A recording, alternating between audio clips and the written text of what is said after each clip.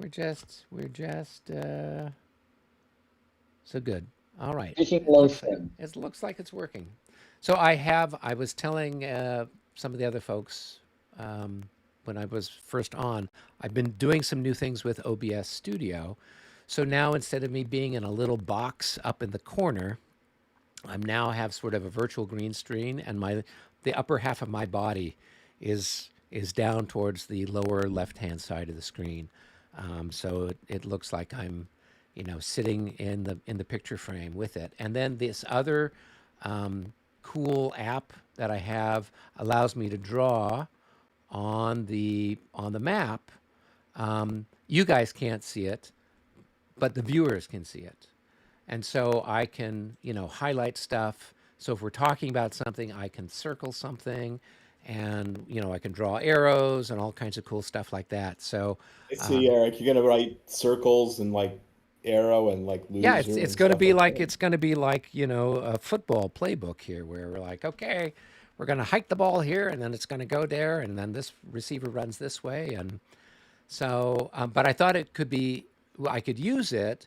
I've been talking about doing another tutorial with both Brennan and also with Michael McAlpin, and then we could actually do something like real time, where somebody wants to see something, we can draw something, we can do some stuff. So I had watched my mentor, Mr. Stuka Joe. He did a live stream last week, and he's got all this stuff. I'm like, oh, that's so cool. What did you do? He's like, okay, this new stuff with OBS. So I'm following along with all that.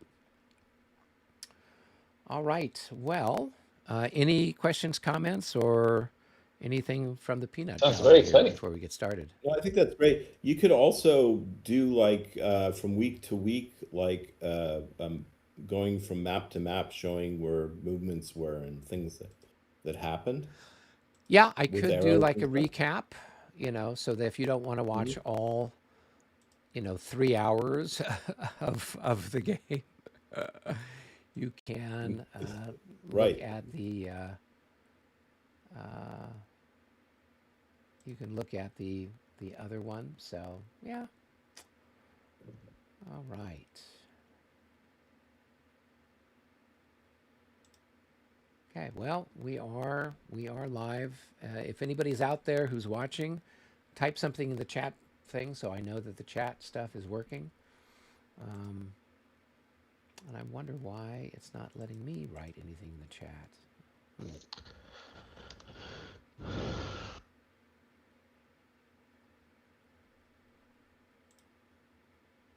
Technology.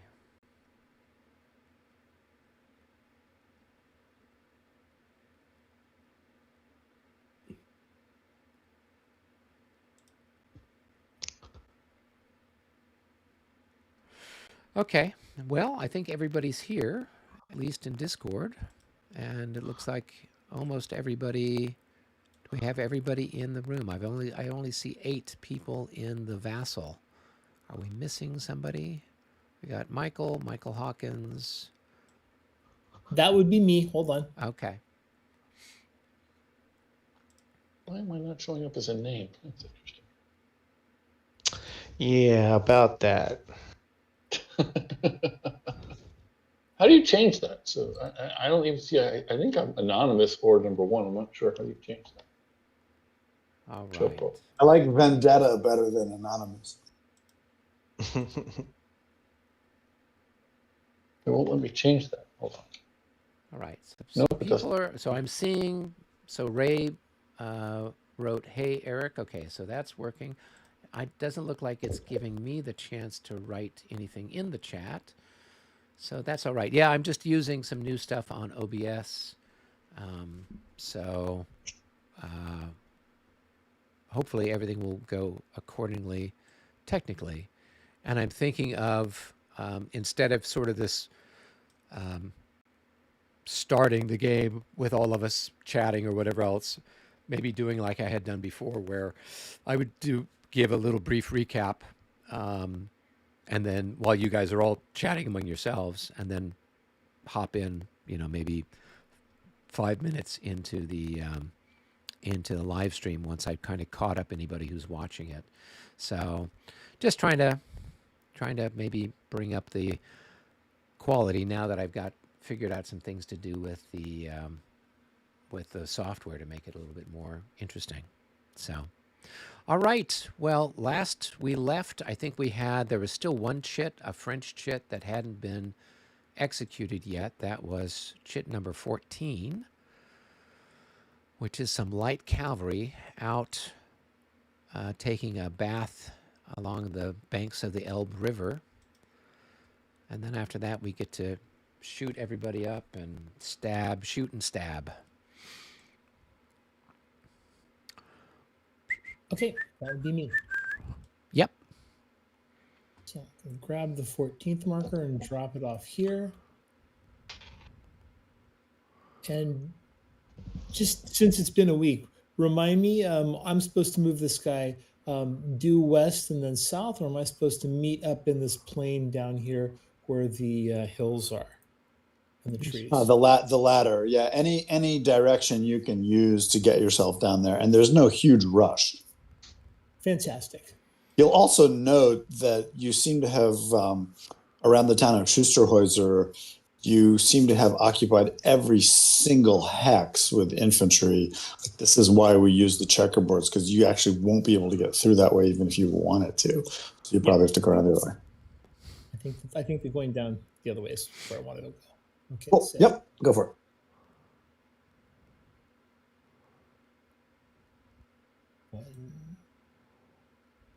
I need to make a change here. Why are you changing to? So I've got a Oh, question. yeah. Why is he? Good question. Is he part of the second? So there you've got this guy he's the first brigade. So the ones that have a 1 on them should be the ones that you're moving. This guy's got a 2, this guy's got a 2, so they're part of a different brigade. Okay, hold on. Sorry about that. That's okay. That's fine. Like, And then yeah. also, just a point of order for rules. You had turned when you did move that unit, the first, you had turned him into column, which is a 3 movement point change, and then he can't be in 1 hex if he's in column. He's got to be in 3 hexes, I think. Okay. So you want to keep him in 1 hex line is probably your most advantageous, unless you're changing him into road order. Well, I'm going to just try and move this guy south. So, do I need to turn him that way to move this way? Yes, I do. Yeah. Yeah, that's fine. That's fine. You can do that. That's fine. But if you change him into column, he has to go into column of companies, and that extends him out. That's all. That's all. It's just a movement thing. That's all. Matt, you're also allowed to move both cavalry and infantry sideways. They can't move backwards, but they can move forwards or sideways if they're in a line. Okay. So I did not know that. Thank you. So that makes it, that's my 3rd, 4th, 5th, 6th, 7, 8, and then I don't know the train effects. I think this is 3. So Stream adds another 2. Yeah, so it's costing you So it's 3 to get 10. across. Yep. it's 11. All right. 12, 13, 14. And I'm not hurrying. Every 3 hexes an extra point. If you're in a double hex line, I thought it was then just- every other hex is 2 movement points or plus 1 movement point. This is why the standard formation for cavalry in Regs 30 is a single hex line. Yes. In 3rd edition or 5th edition, the standard formation for cavalry is a single hex column, but it's kind of equivalent.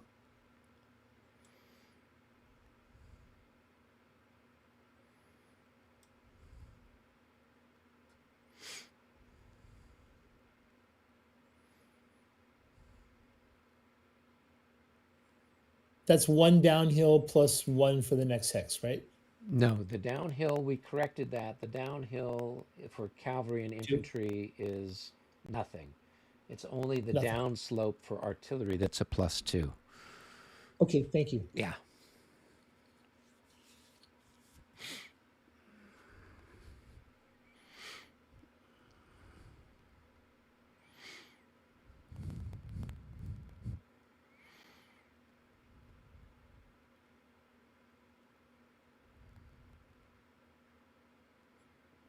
I'm gonna leave it there. I'm gonna pull this guy down.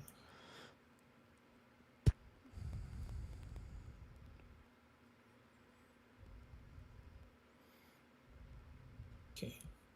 And then typically we keep the leaders off the units. We've found that if you have Yes, the yes, leaders yes. on the units, they have a high casualty rate then.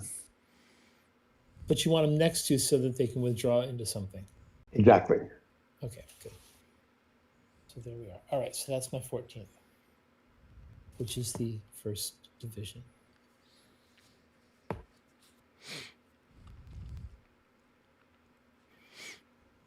Okay, that's it. Okay. That was easy. So I think that's it for the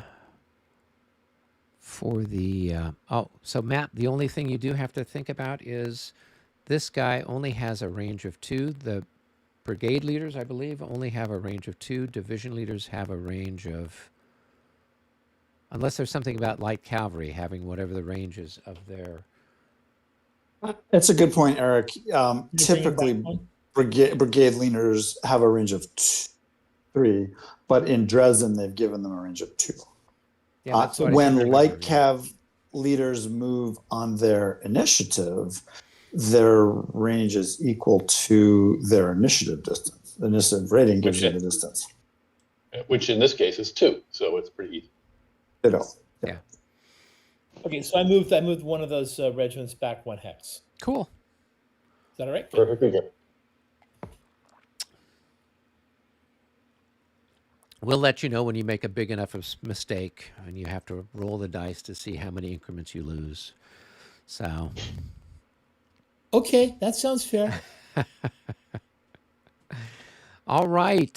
So now at this stage in the game, it's what? Fire combat and then stabby. Are there any assaults? I don't think there are any assaults. I don't remember seeing any Oh, yes, assaults. There are. Matt is going I'm all excited going about crazy. He's assaulting Oh, that's right. all Oh, I over see the that. place. Yeah. Oh, I see that. Yes, I stand corrected. Yeah. I had forgotten. As we call him, the Mad Marshal Victor is attacking. There we go. Okay. So, do we have a lot of fire anywhere else? I don't know. Is there anything? I mean, there might be some stuff happening here by the Gross Garden. I think the Prussians have got some guns that are unlimbered. I think the Austrians have something, but I don't know if they've got anything in range. Does anybody know that they've got anything they can shoot? The Prussians had a battery that disordered a French battalion before. It can probably shoot again. Oh Yeah, This it one can. there. That one. Yeah. Hey, just as a side note, there's no stacking modifiers in Dresde, correct? Well, I thought Or there was a increments. standard stacking modifier that's part of the rules, right? I believe there is. Oh, am I There's missing? there's 2 different ones. The first one is for morale. If you have units stacked with no leader, it's -3 to morale for each additional unit. And then also, if you're stacked from different cores, that's another -6. That's But a in terms morale of fire modifier. combat, in terms Fire of fire combat- combat, there is none, right? Increments above 9 will give you pluses, sometimes pretty freaky big pluses. Where in the charts is that? Yeah, where in the charts is the one for the -3? I can see the one for the -6 for being stacked with a different core, different nationality. It's in the rules. I don't know if it's in the Oh, okay. It's in the rules under stacking. Yep. Okay. All right, that's fine. I was just looking at the chart here. You're talking in the exclusive rules, right? No. He's No, in talking the about regular rules. the rules for the reg rules. Oh, that's baked into. Oh, I didn't realize that for fire combat that was baked into the rules. Okay. If you Anyways, look at the charts that go along with the Regs 30 rulebook, which are called the Reglement charts Rev 11, on page 5, they have the fire table. And at the bottom left of that page, they have firepower dice roll modifiers, and it says it's increments above 9, 10 to 12 increments plus 3 on the fire roll, 13, 15 plus 6, greater than increments plus 18. okay. So if we could, let's decide something right now, if it's okay, because on the charts under terrain key, it says for each increment over 9 in a target hex, it's +1. That is That's fifth a edition fifth edition, rules. yeah. So I'm assuming we're not using that. We're using the chart that Brennan just used. I just want to make sure we all understand, and that is correct. My assumption is correct. Well, if we're playing Regs 30, then we would We are. use that chart that's on page 5 of the Regs thing. I can. Although I find the 5th edition one easier to calculate. It's just like, oh, you're 1 increment more? Okay, it's +1. Oh, you're 3 increments Also- more? It's +3. But Also, for the -3 units stacked without a leader, it's 11.1.3 in the Regs 30 rules. okay. I'm just surprised it's not on the chart because they usually have all the other stuff on the chart, but they don't have that one on the chart.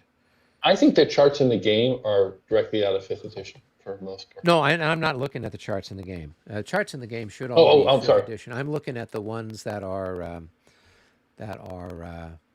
printed out from LaBataille.us. Yeah. If somebody wants to get me a set of the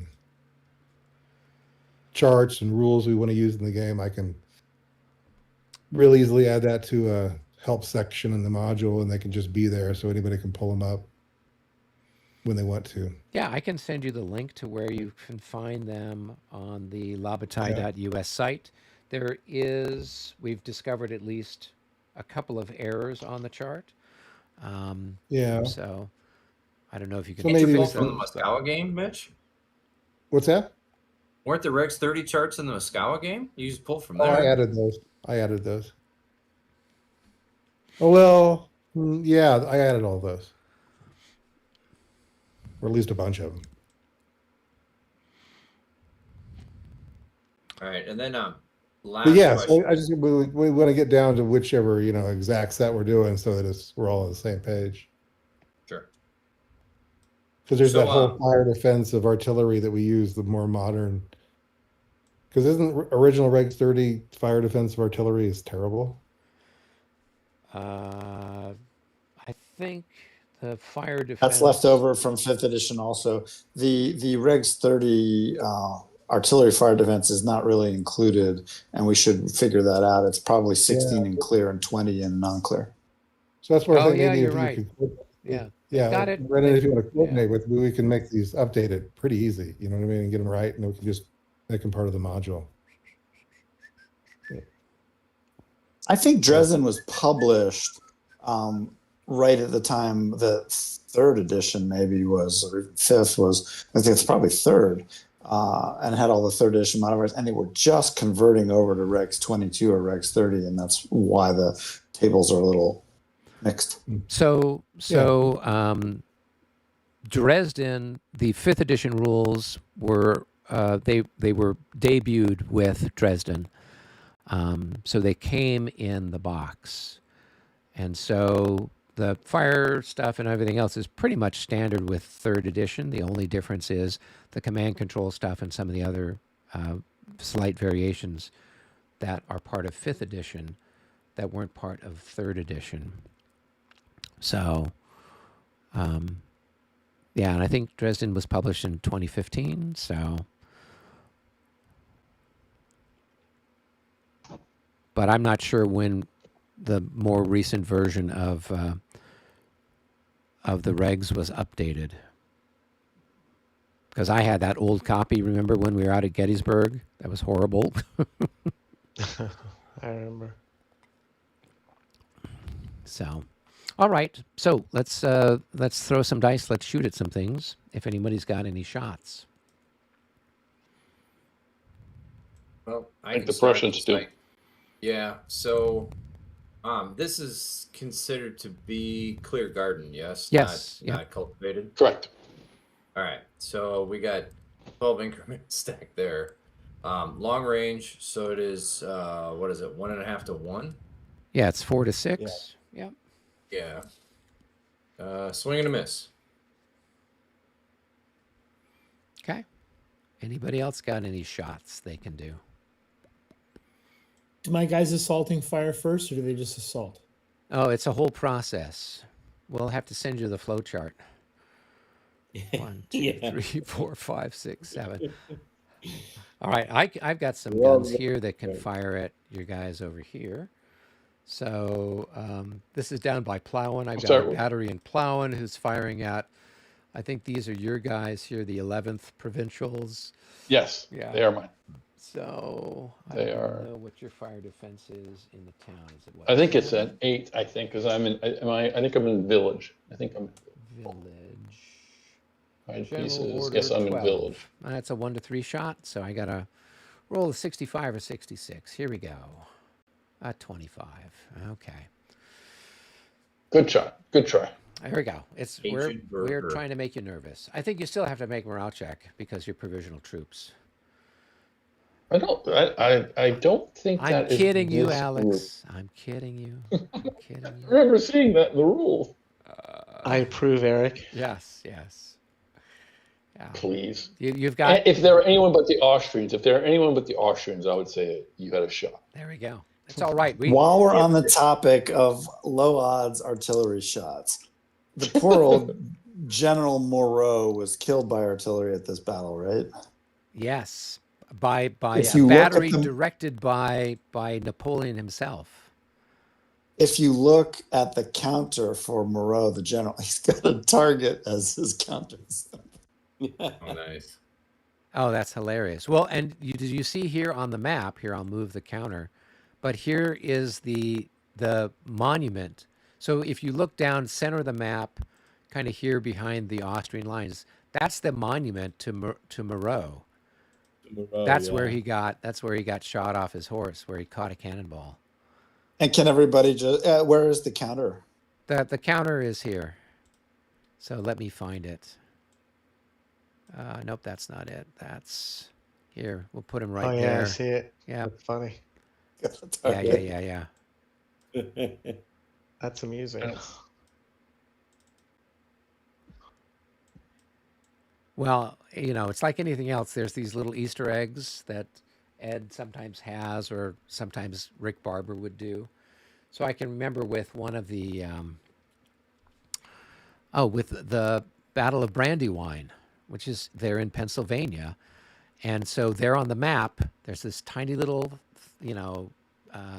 what looks like a little farm, and it said Ed Wimble's house. So here right you've got there. this Brandywine and this and all these other things, and then here's this little building on one hex, and it just says Ed Wimble's house. It's hilarious. Ed Wimble doesn't live that close to Brandywine, but it was funny that Rick Barber Used to. stuck it there. So and on the original Mont Saint Jean maps, there are some towns or little villages or whatever. They had no idea what they were named. So Ed just named them after a couple of guys that had helped with the play testing or whatever else, some of his buddies. So when they did the redo, you'll see that the names are not the same. They found the names of the villages and gave it the correct historical name. So that was one of the other things. And of course, what's the thing with the new ALAU game, right? We've got some little tiny snowmen hiding in the villages. Yep. With little carrot noses and little top hats on. So those are the ones that the Russians are aiming for. I want to mess with snowmen. Yeah. All right. So I did my shooting. Anybody Anybody else have any shots that they can do with artillery? I don't think we're close enough to shoot anybody else at this point.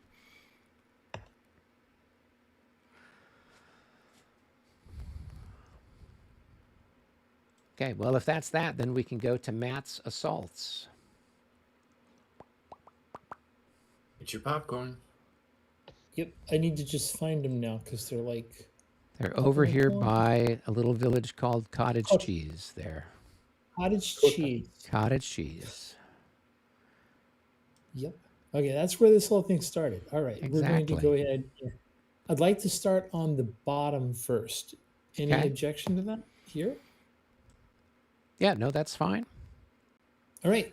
So if I look at these guys, they've got an assault of 15 and, oops, that one's guy's not turned over. So what you So got to that- do is that's- you actually have to do a Yeah. roll to close. And right. here's where we're going to have a challenge because nobody marked how far that guy went to get where he is to make the assault. went This to guy where he came 4 hexes away. I think this guy came 3 hexes. I think he was over here Okay. on the other side of the river. Does that Okay. sound like a fair choice? Yep, that sounds fine. So what you're going to do is you're going to make a roll to close. Die I think roll. I think his distance to the enemy was 4. I think he moved 3 hexes, but the distance was 4. Okay. So shall I put a 4 or a 3? 4. Okay. Okay. So what that Alright. means is there But is if he's 3 away, how's that? I think he was If you 4 move hexes 3 away. Where did he start? like here, I'd have to check, here but where it's this guy something- is. Oh no, he I might think, have. I think he crossed the river. I think he was here. We're here.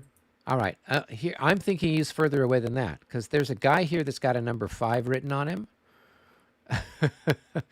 and this is the first assault you've done. I suspect you highlighted the wrong piece and made the note Maybe. on this guy instead of on that guy, right? Because you see this guy's got a little counter note that says 5. He started should- right here. Yeah, I 1, pulled 2, up 3, I pulled 4. up the previous game. Yeah. So this guy did, right? Yeah. Yeah. So this guy, you'd put him back, put this guy back here, right? And just take the note off of him. Oh, I'm sorry. No, this guy started right there. I Yeah. didn't So realize he where- should be 5. Yeah, but for some reason, I think that this guy got highlighted and the number 5 got written on him when it necessarily didn't need to Well, be. it should have been the other guy. Yeah. So I'm just And gonna, the note probably should have gone on the assault marker, not the unit. exactly. So this is actually 5 instead of a 4. Cool. All right. So Well, what grab you're the going to do mark. is you're going to be making a check then. 5. So Right. this guy, Yes. if he's got 5, distance of 5, there's no pluses, no minuses. So he's just going to roll and whatever you Sure, get, well, okay. if he passes or he fails. Okay, so roll 2 roll dice. Yep. 53. So he's 53, going he's in. good. Okay. Then this guy rolls and he's going to have a -3 on his. And he's going in He's too. good too. Okay. All right. And then I need to make a morale check for my guy since we're playing with Regs 30. Regs 30 means that general order is worse than useless. And so therefore we will chuck our dice and see. Oh, what do you know? He disorders. Eric, that guy's in skirmish formation, also not general order, right? Yeah, but it's general order terrain.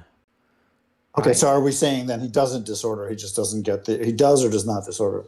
So, Regs 30, you make the morale check for general order. So, in general order terrain, right? And you pass or you fail accordingly, right? Yes, But- that's right. Yeah. But can he be in skirmish order in a village? I thought he could be, or no? He could They're be. saying no. No. Skirmishers can be in the village, right? If you look on the So wouldn't he be stacking in chart, skirmish? Okay. Yeah. right?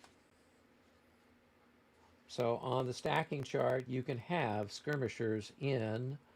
You can have three skirmishers in. Right, you could be a in Couldn't he village retreat cultivated before- orchard. He Can he can't. retreat before combat? He can't because I think this guy has is in skirmish order and has a faster movement rate or equal movement rate to him. We're equal to, right? Yeah. Yep. Oh, you're right. You're Norm- right. I did not see. Yep. Normally I'll be quiet. could. Normally a skirmisher can retreat before combat, but when assaulted by another skirmisher of equal or higher movement, it can't get away. Yeah. I'll be quiet. Oh, no. You please ask questions. This is how everybody learns, right? A lot of people are not that familiar absolutely. with Regs 30. So, all right. All right. So do I take the hex? Yep, you take the hex. And you can So- continue your assault. It's general order terrain, so I think you can't. Oh, okay. You just take the hex. Yep. I'm sorry. I do take the hex. or You do can not? advance into the hex, yes. Okay. So Does he get a should- shot? No fire. Oh, yeah, because I disordered away, so no one was adjacent, right? Yeah. Right. And it's involuntary movement. Mm-hmm. So I'm going to delete that assault marker. I'm going to leave it there, and then I don't want to take the hex with the infantry unit. I think Right. you're required to, and because they're in different formations, they both go in and disorder. If they were in the same formation, they would. Regs 30 is big on forcing you to take the hex. Okay. The marker's gone. This guy's in. So he has to So rotate. you're gonna, yeah. So Doesn't flip them matter. all, Take 'em and both. then have them all facing whichever direction you want to have them in. So you can't have one And in then skirmish and Right. And then take a look carefully and put the one on top. That's with general the- order. No, that's skirmish. You got to flip them over.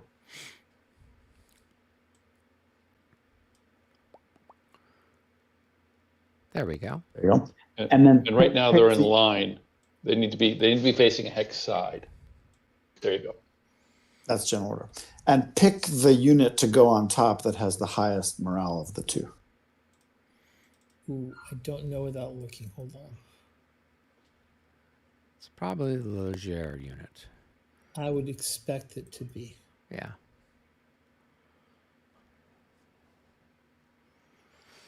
There, so let's bring her to the top. Hold on. And then you're just going to quickly check the stacking limit.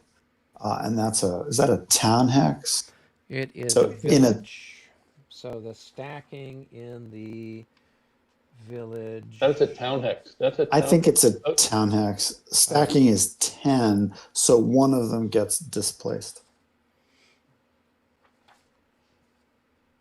displace in any direction, or we have to go one particular? I think so. I think you can Well, displace they would them go with this back one. to the hex they came from. Okay. Yeah.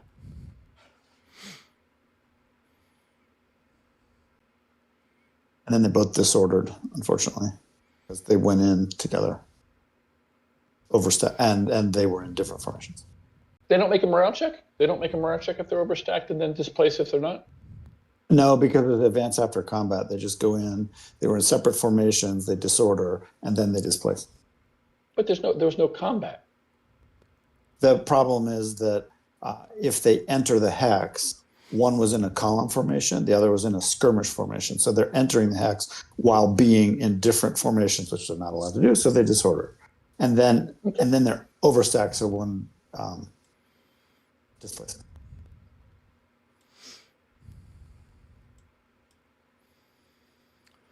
Okay, you've got your next Okay. assault. So let's take that one.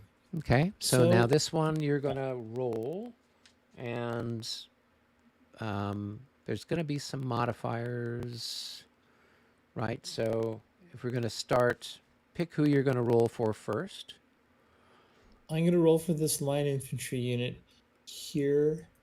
Okay, so he's came out a distance of 4, so he has a -3 on his die roll.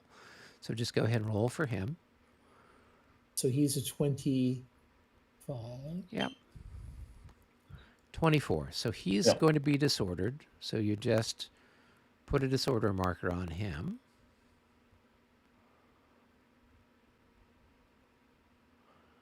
Okay. And then get rid of the assault. No. He's still assaulting. No. Okay. You can assault in disorder. Yep. Excellent. Most of my life is assaulting in disorder. There you go. All right. Okay, Who do you so want to ju- roll for next? Next guy down right here. Okay, so he's going to have a -6 because he started 3 hexes Ooh. away. Up, so he's So disordered also.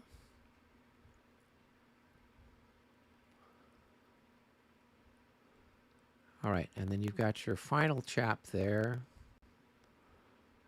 Same thing with a -6 for him. Okay, He and makes so it. he makes it. All right, so then I need to make my check. Now I'm going to have some minuses. Is it based on the units or the hexes that I'm being assaulted from? Number of hexes. Okay, so I got 1, 2, 3, 4 hexes. So it's 4 to 1. So I have a -12 on my roll. And so I'm going to be disordered. So I will consolidate there and be marked as disordered.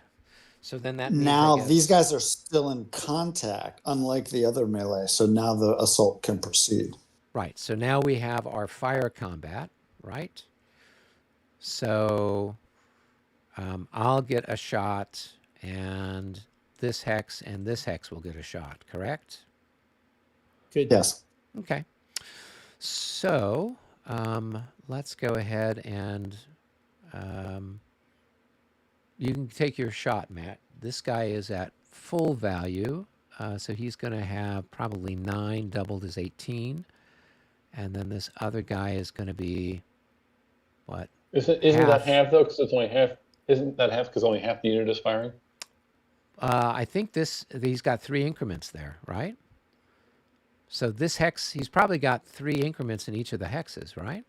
Oh, okay. Okay. Yeah, so that he should have 3 times 3 is Okay. 9. I presume those 18, guys are yes. decent. Those aren't a bunch of Is provisionals. that the same as saying 3 times 6 divided by 2? How did Yeah. you get? Right. So you've got this each hex has got 3 increments in it, right? But this hex Right. can't fire at this unit because he Yeah. consolidated. So So how much does each increment have? so he's got 3 increments there. Their fire Right. multiplier Fire. is 3. So that's going to be Okay. 9. But because they passed their morale check for the assault, their firepower is doubled.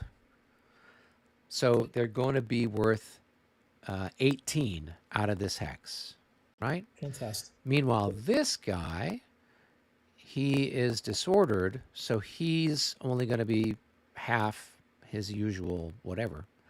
So flip Half him printed. over. Yeah, whatever half his printed value is. So he's worth 3. So you're going to have 21. And then disordered guys in the village. So let's see here. 12. So 12. Okay. Okay, so you've got 21 to 12. So you've got 1.5 to 1 odds. So go ahead and roll. Okay, so So that's not enough to do anything. All right, and then I have a shot, and I would shoot at this. I don't know if I actually can hit anything with my printed value. So I'm at 3. So 3 to, you're also 12. That's no shot. No shot, right? Because I don't think I can shoot at less than 1 to 3 odds. Is that correct? I know you can't do it in 5th edition, but I'm not sure what the rule is I don't in think you can. regs. Okay? Oh, you can. All right, so no shot for me. So now what you do is you're going to calculate your melee values. So this guy is half, so that's going to be 7, and then you've got basically half of this halved again since they are in skirmish. So that's going to be 18 divided by 4. So we're looking at about 4.5. So we'll round it up to 5. And so 7 and 5, you're looking at 12, right? And then my guy is half because he's disordered. And so that's going to be, say, 2.5. We'll round that to 3. So you've got 4-to-1 odds or 4.5-to-1 odds if they've got that. I'm not sure if they do. 4-to-1. And 4-to-1. Okay. So then you're just going to roll 2 dice and we see what the results are. There's no modifiers, no. Could I ask pluses a or quick minuses. question? Yeah. I might have missed it. When do we do the column shift potentially, where you roll the d6? So if and I then- had passed my check, Uh-huh. then I would Then have you would roll rolled that that. die? Yeah. But I didn't. I failed my check, and so as a result, Got it. there's no column shift. Okay. Right on. Thank you. Okay. So 4-to-1. Just roll your dice, see what you get. let me check that. Roll the 31 there. Oh, a 31. So a 31 is a DD3. Okay. So that means I've got to go back 3 movement points or 3 hexes. Hexes. 3 hexes. Okay. All right. So there's going to be. You're already disordered, so you're out. Oh, okay. That's easy. So I go back more than 3 hexes. Yeah, you're going to go 1.5 movement odds. Okay. All right. So that's going to be, and we're not count. Is it hexes or is it movement? You're gonna points lose. now? Now it's movement points, and there's no zones of control in Regs 30 in the general order terrain, so there's no losses here. So am I moving 12 hexes? Movement points. 12 movement points. Okay. Movement So points, yep. So the village is 2. So that's 2, 3, 4, 5, 6, 7, 8, 9, 10, 11, 12, I guess. 12, if we're trying to get further away from you. Is that the general idea? Yeah. Okay. Do you have to go further away if you can't see them anymore? Yeah. Yes. Yeah. Okay. It's You have to called the run a- magical connection. You have to run You a have mile a away. magical connection. A mile away. All right. So now you advance in, and you're going to have the same issue you had before, where everyone's disordered. Not that they weren't already disordered. Anyway. And now, because you're not in an enemy zone of control, you get the last piece of the melee, which is called impetus. So it's like a pursuit. So you're going to roll a single die, and on a 1, 2, or 3, you get to chase them that many hexes. And on a 4, 5, or 6, there's no chase. So this guy is now general. He's not skirmish. That's right, and disordered, because he joined the disordered guy who moved in. Both units that meleeed are required to take the hex. And then this one will go in, but we don't know what the stacking is. So we got Stacking is 12. Right, but we don't know how many points he is. He's 6, and he's probably 6 as well. Yeah. So you're going to have. so they can make that. Yeah. So they can be stacked together. Okay, that's what I was worried about. And does this Unlike the guy other have one, to which go is a into that tap. hex? Does this guy? He didn't melee. He didn't melee. Oh, yeah. No, he would. It because probably it was marked required. Yeah, assault there, required. Yeah, that's right. Required. yeah. Okay. But he's just fine. He can do that. Yep. Okay. Now you're going to roll 1 die for What, pursuit. is this? A 1d6 or 1d6. 1d6. 4, nothing. No pursuit. Okay. So let's just say, for example, he had rolled whatever the number is, right? Where is the chart for that, so we know what we're looking at? It's Is in this declaring a the new target, or is this something? no. different? It's pursuit causing casualties per hex of follow up. That is on the. It's in the Regs 30 chart PDF file. Yeah. Do you know what page it is? It's on page 2 of 6, lower right. Impetus. Advance 1 hex. Advance 2 hexes. advance 3 16.9.3. hexes. Okay. And what he would do, you take the hex that the defender was in, which you just did. Right. Then you would, let's say you got 3. You would pursue into the village hex that he routed through. Right. You're following the retreat path, causing 1 hit for that hex of follow up. Then you're going to move into the cemetery, and now you're in a zone of control from the church. So you stop. And you would, having pursued 2 hexes, you'd inflict 2 extra hits. Why is there a zone of control in the cemetery and not here? Wouldn't I have to stop there? There's no such terrain type as the cemetery, so it's treated as clear terrain. And okay. the village is general order terrain, which in Regs 30 doesn't have zones of control, although in 3rd edition it does. So, yep, that's fine. Let's see. Jeff from Hex to Hex says, damn, that map looks amazingly clean. It is, I think, one of the best maps that is of any of the Bataille games. It's one of the most beautiful maps of all time. And this was, I thought you think, said that Matt was very clean, and I was going to say thank you. They don't know you very well. At some point in time, No, we know I- you're going to go off shoveling the animals out of the barn or something, or milking the goats or something. So Shoving them into the barn. there you go. So yes. So And, did they- and I'm sorry. Yeah, I'm from New York. I'm from New York City. He's going to be milking the chickens. milking the Cool. chickens. There you go. So was the assault into general order terrain? Yes. Yeah. And they all went into general. 16.9.34 assault impetus in general order terrain. There is no assault impetus following assault against a unit in general order. Beautiful. Super. There you Okay. go. Rick, against a unit in general order or a unit Yeah. in general order terrain? It says a unit in general order. That unit was not in general order, it was in disorder.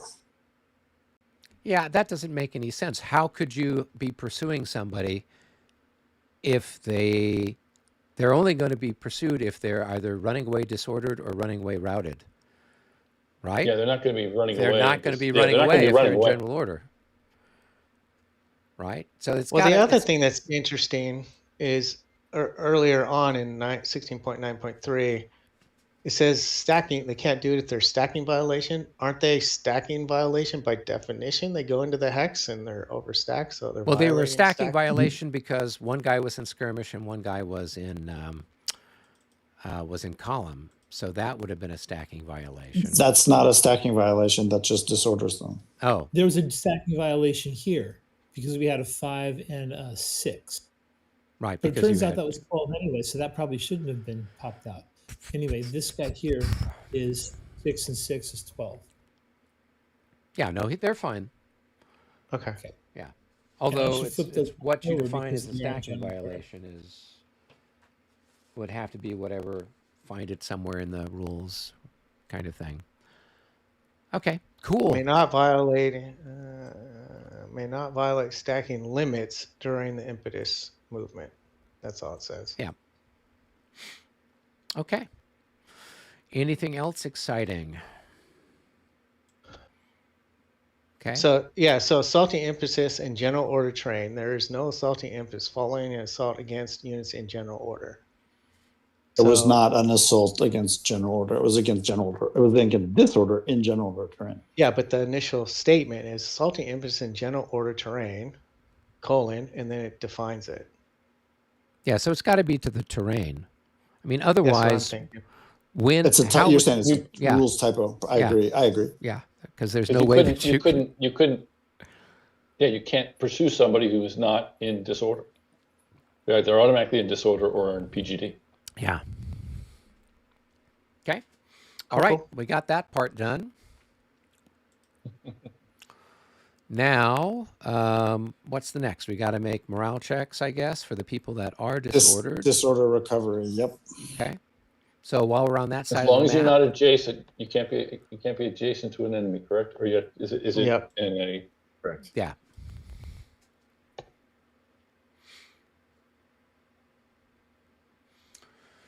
Okay, so Matt, you've got this hex here. You could roll for this hex here, and this hex here, and then this one down here. So you can roll for recovery.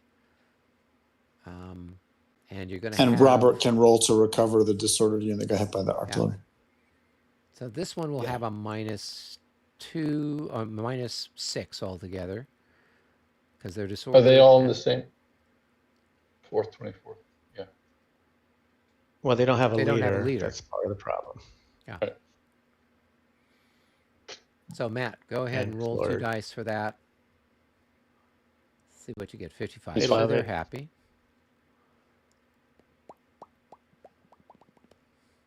And then this guy is going He's to be good. happy as well. And then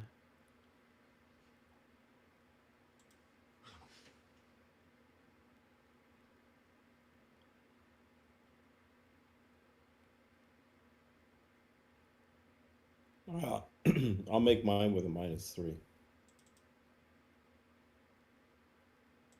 31. Yeah, that one. I like that confidence. all right. And then this guy is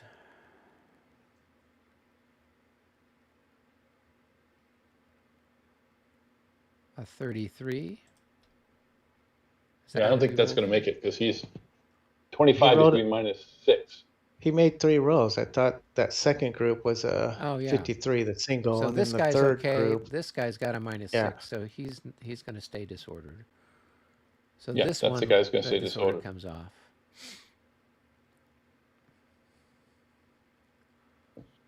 And then you have a 4th row.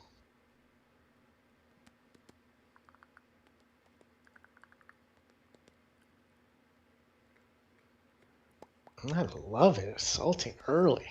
So good. So Matt, okay. 56, he So, made yeah, it. so this one is good. So they Dispatch. passed. Yep.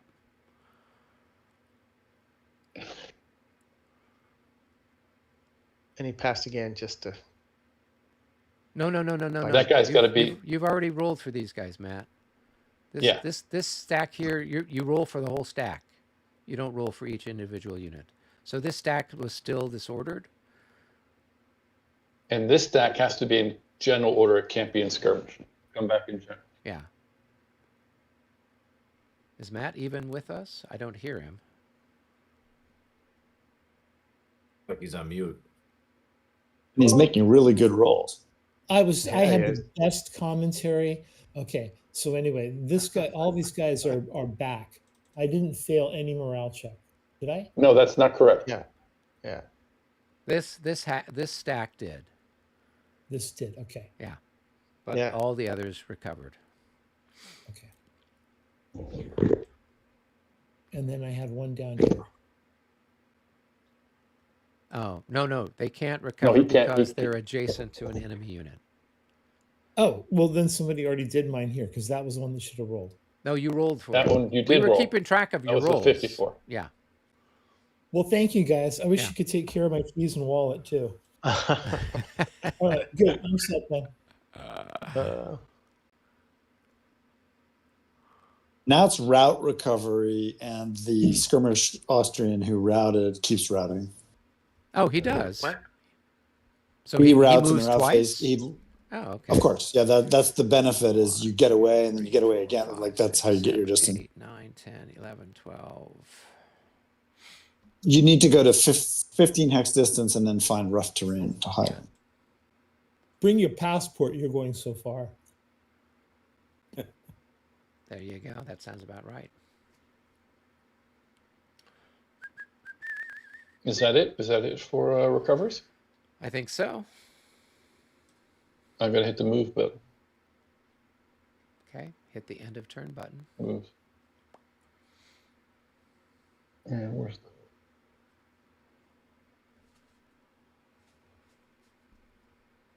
So we're moving to the 540 turn, is that correct? That is correct. We're at 540.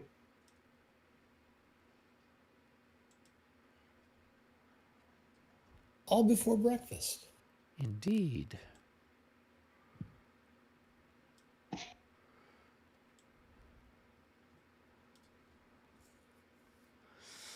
All right.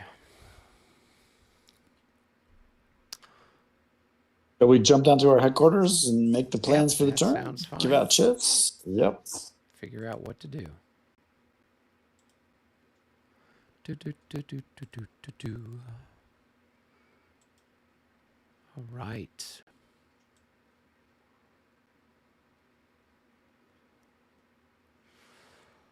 Oh.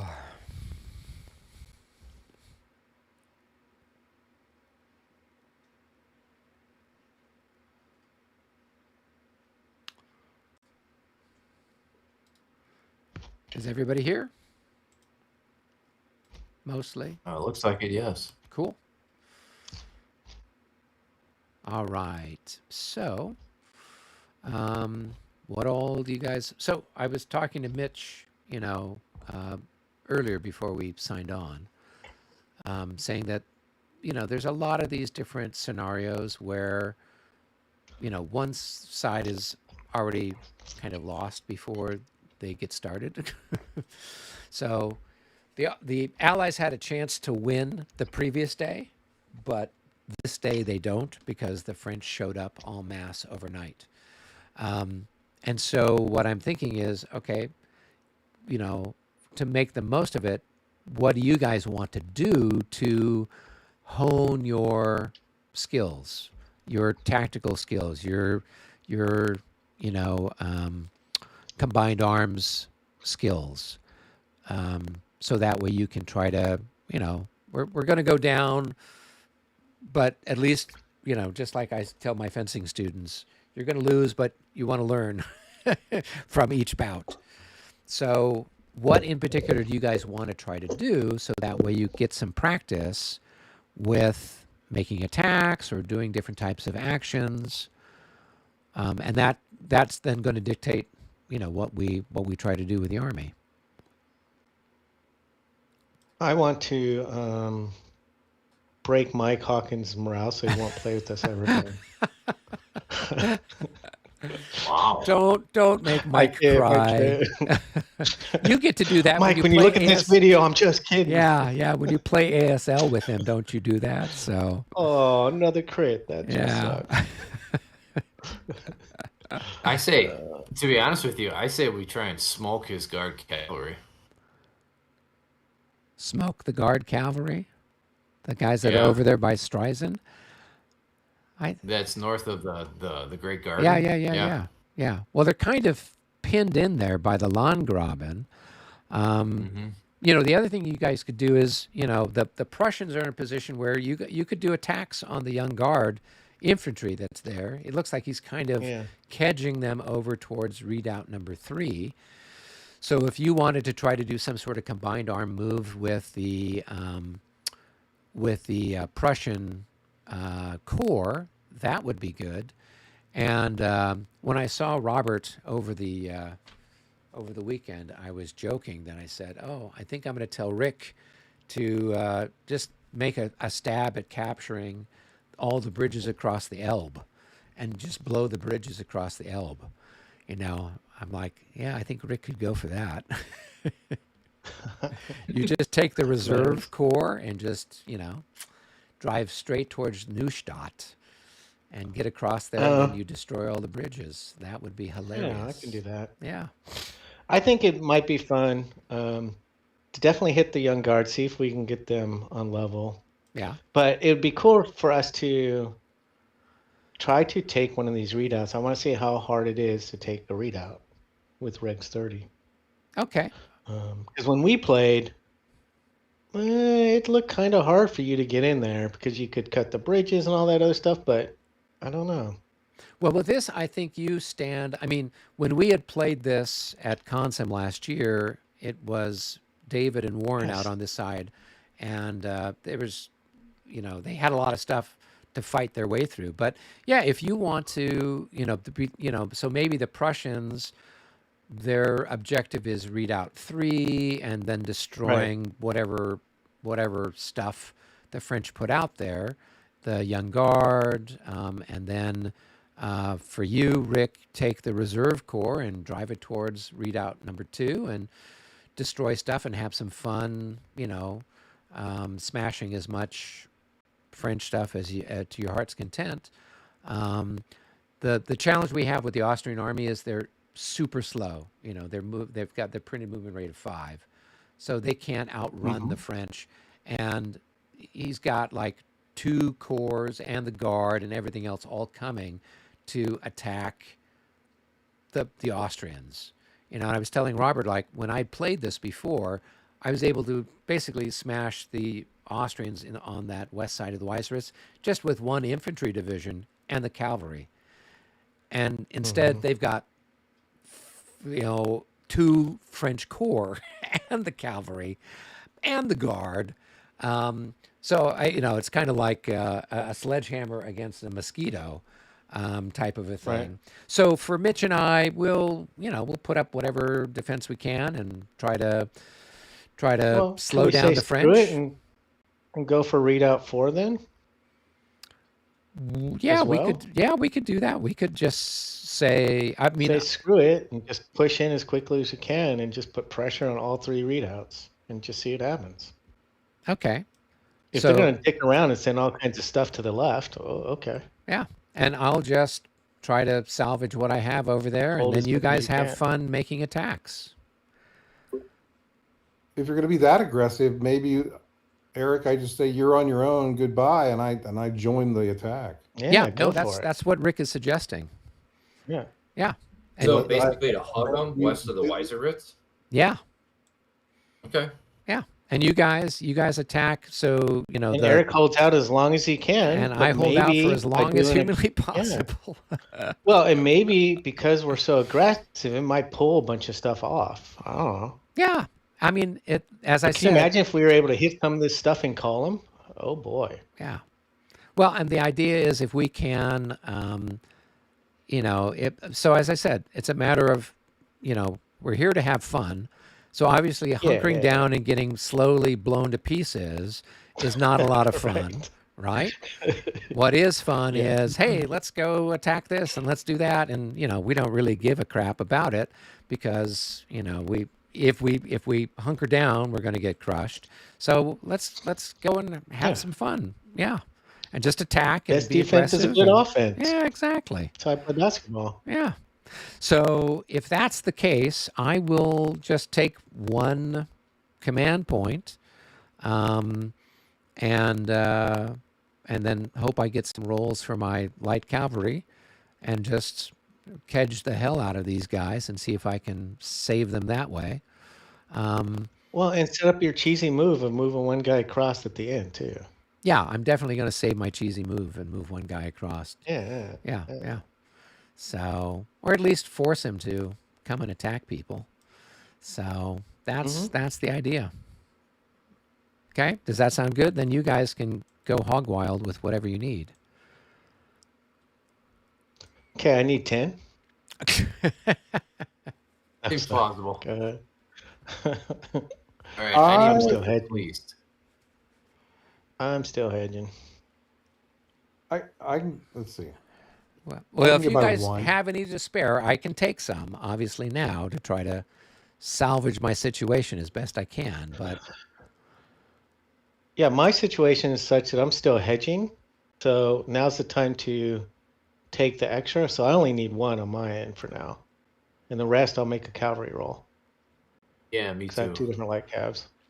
right, I so kind of like the idea of the Prussians and the Russians loading up on CPs and going at this, organized against the young guard. Yeah, well, but first we have to get there. We've already set up the hedge, right? So even if you give me a bunch of CPs, I can't use them because my leaders are Yeah, far and away. right? everybody's within range of Cleese, so I just need 1 for Cleese. okay, But cool. we do need to set up the cores. Right, Right, yeah. So you keep got to them get who is it? Yeah. So we'll have this. Will be active, right? So Kleist is active. Miradorovich is now active. So that's going to be good. And then you just figure out where you want to park Barclay to keep at least the Prussians corps commander in active, and then try to keep Miradorovich active. So as we talked about before, have the Prussians come sort of on Strelin, between Strelin and Zirknitz, and have the reserve corps come up through the basically between Gruna and Strelin, aiming for readout number 2. Now, the one thing that I did read, which is interesting, is that we can activate, the largest formation we can activate is a wing, right? So we've got we've got the Allied Reserve column. That's a wing. The left wing. So the entire Prussian corps, including their cavalry, is all part of that wing. The Russians that you have, they're in the north. They're all part of a wing. The only problem we have with the right wing of the Austrians is Hesse-Homburg can only activate, 2 or actually 3 divisions at a time.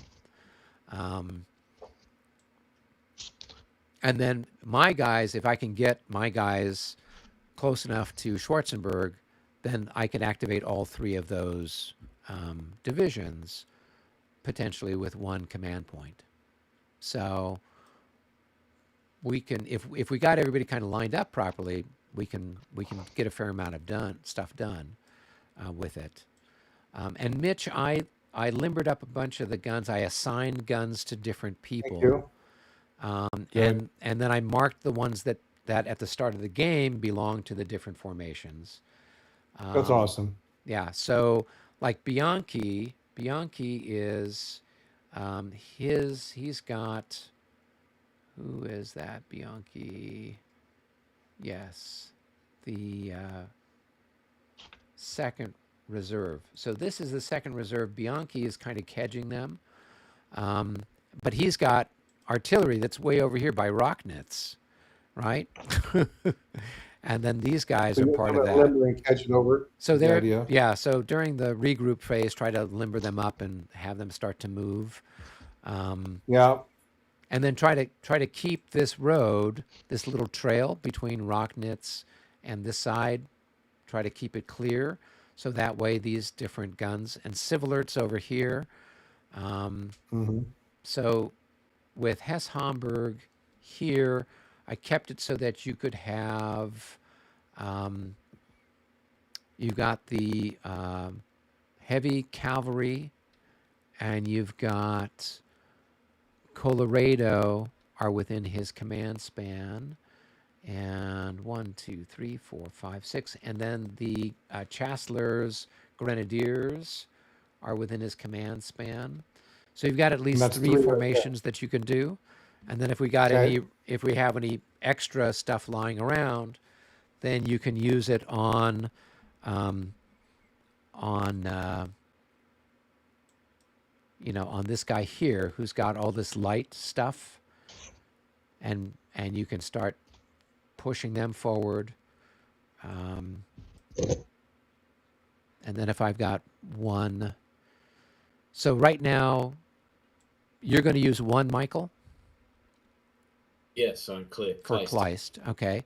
Do you have any that you can use, Rick? I'm going to use 1 on my rightmost flank, and then I'm going to roll for my cavalry. Okay. And the so rest that's, are all hedging. that's 2, and everything else is kedging. Okay. So why are you rolling on the cavalry? Because it's not that important right now. Okay, gotcha. Okay, Okay. if it's not important. If it's important, don't roll. You know what I mean? Yeah, for sure. Okay. So that is going to be 2 for you guys. Okay. And then we got I'll take 1. 7. So, okay. So you then will have a third one. No, I'm saying Kleist will be number 1. Kleist is 1. Okay.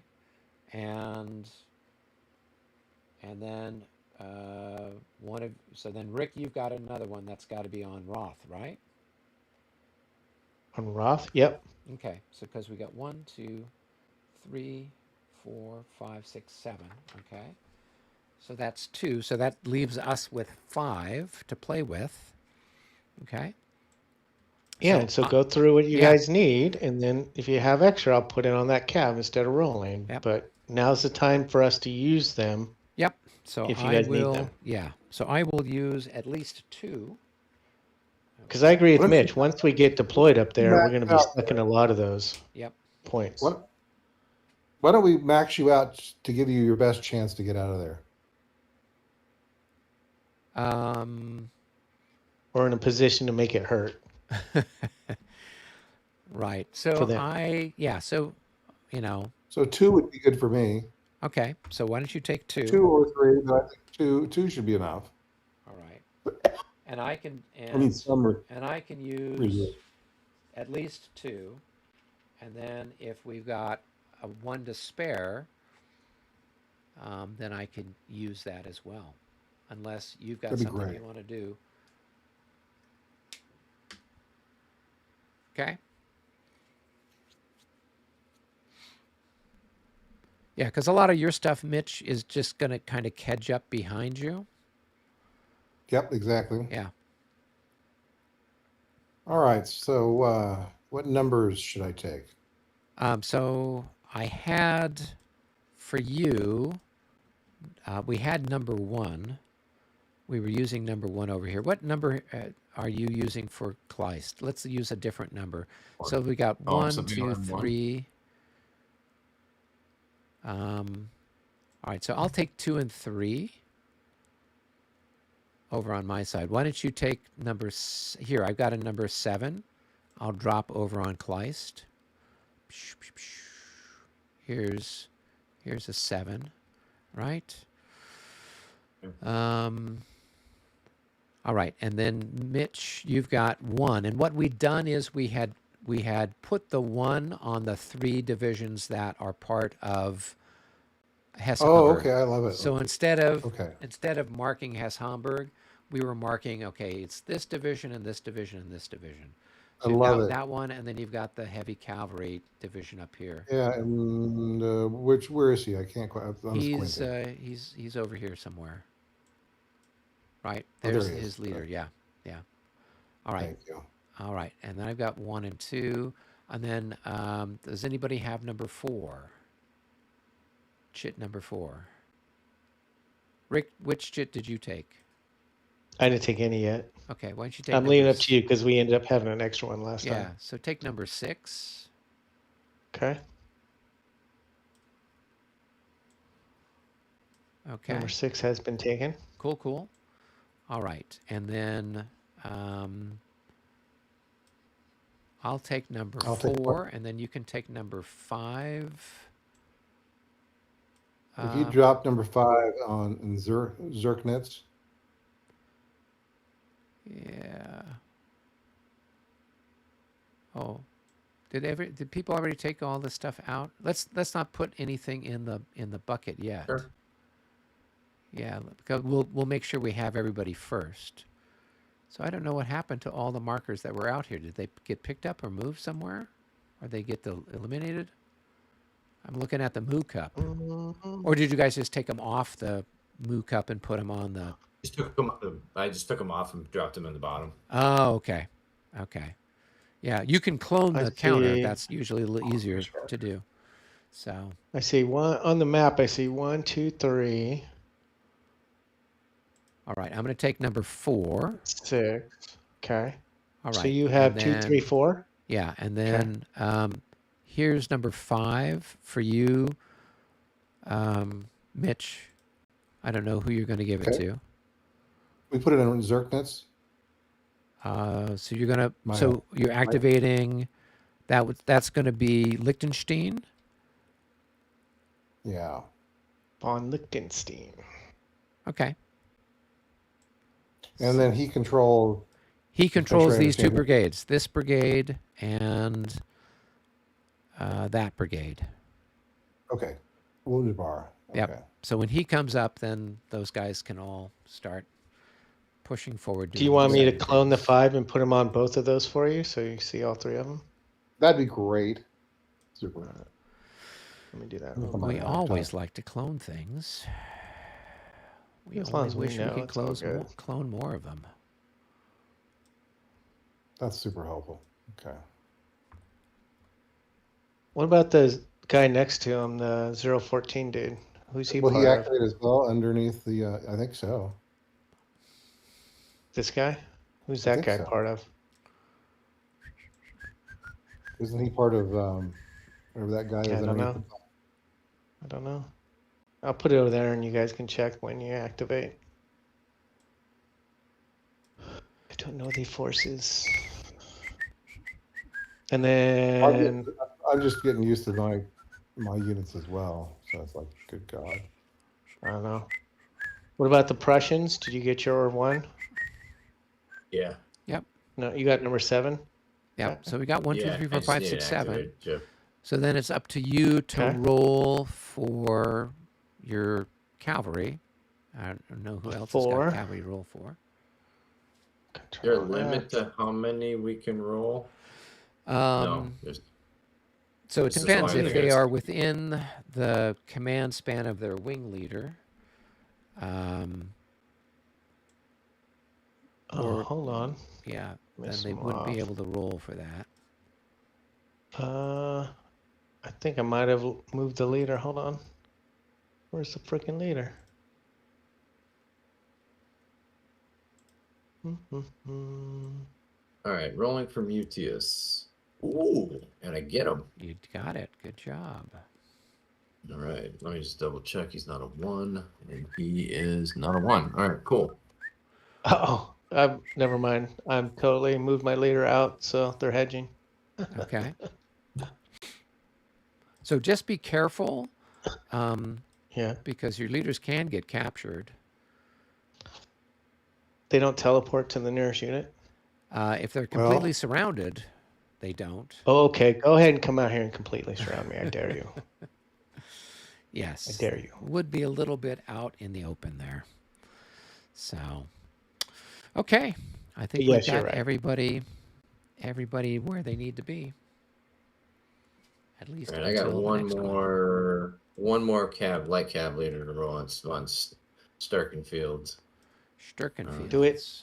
Get him. Get him. 1, 1, 1. All right. Nope. If you that's have about kits, you'll need to clone them for the cup. That's the exact opposite of a 1. all right. That is. All right, so we're going to give him what, 8? Yes. All right. So have 8 on the Mutius board. has number 8, right? Yeah. So we Do got we have an 8 on the board? Oh, there's. All right, let me clone 8. And there we go.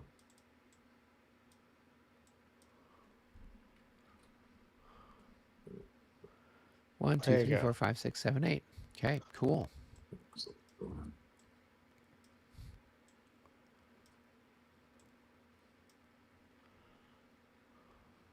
Are you going to put him in the cup, Eric?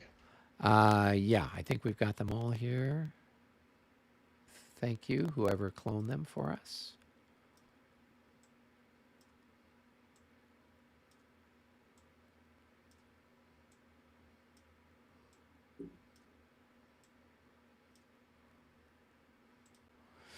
Do do do do do do do do.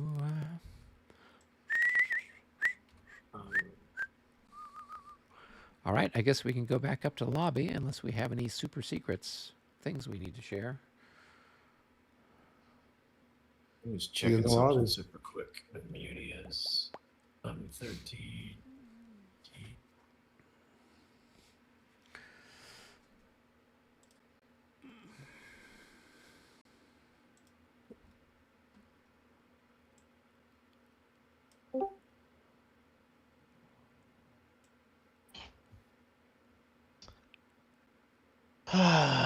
That drainage ditch, that just costs to go over, right?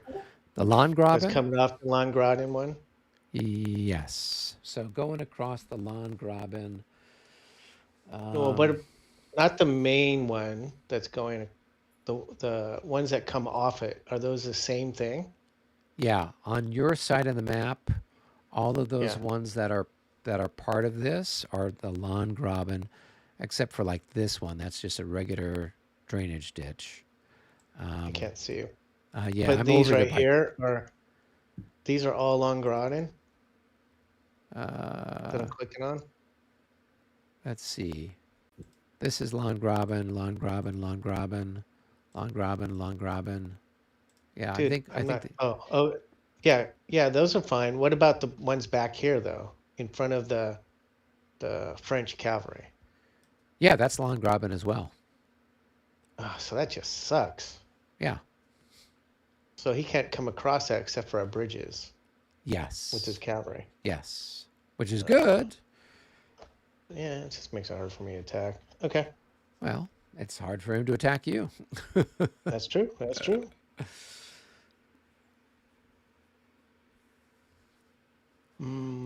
Is there any bonuses for the defender if he's attacking across the bridge? Like, is there a limited number of strength points, like only 6 or anything like that? I don't think so. Oh, no. Oh, never mind. These values are given for units defiling through features that are not in road column. Okay, that's just movement, though.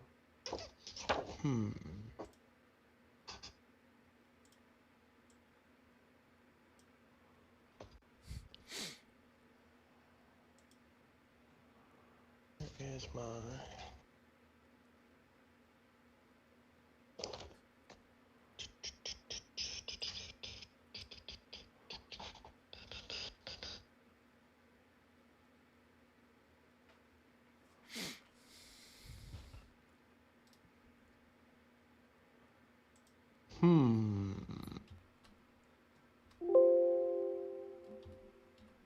Angraden. So it's +4 for infantry if they go down the road /road, down the road in column. Otherwise, it's not passable. It's not passable for cavalry, even along a bridge. No, you can go across the bridge. How am I reading that? What's the +4 /NP for infantry crossed it? The Landgraben. So the NP is during the day that it's rated cats and dogs. So if you were playing the historical one, you wouldn't be able to get across it today. But we're playing it where it didn't rain, and so therefore you can get So what's the movement cost for cavalry then? Cavalry can only cross at the bridges across the Landgraben. Okay, so just the bridges. Yep. All right. Otherwise, infantry is +4. Okay, that's good to know.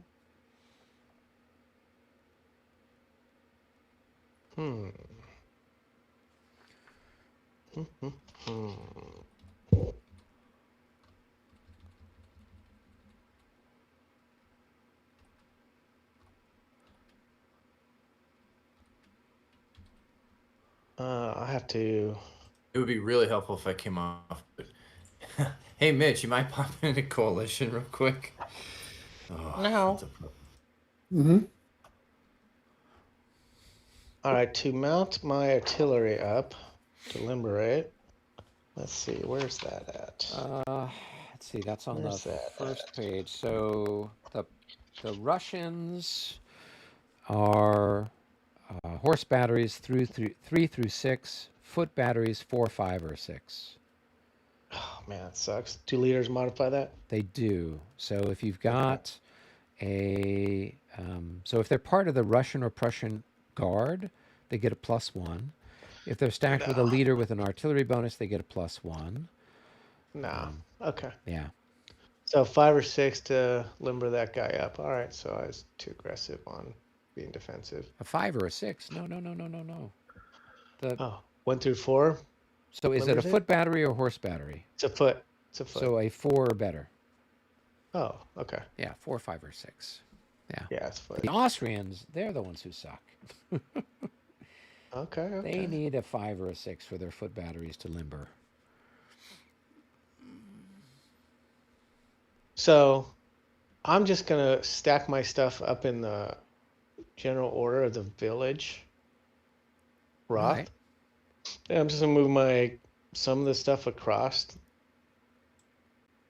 the bridge there on the south of it. Yeah. I.e. my artillery, just so I can take long shots at these big ass stacks of Absolutely, his yeah. cavalry. Yeah. Like, okay. Because it's plus a good number. I mean, yeah, you're going to have a 16. +9 or something for Yeah. some of those guys. They are huge, big, fat targets. Which will irritate them, and we'll see what it does. Yeah. Who's playing them?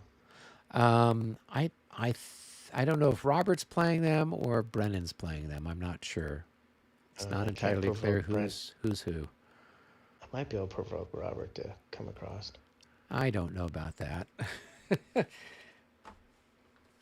But if nothing else, you'll have fun. You'll have fun doing it.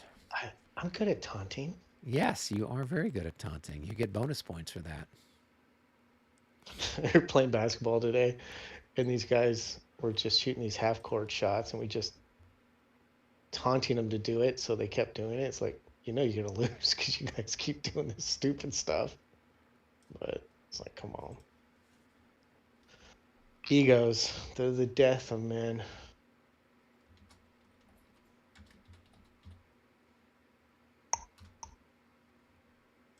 All right, so 4 to go across, that'd be 5.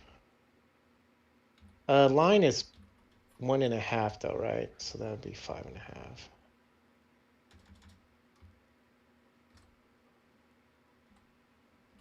1, 2, 3.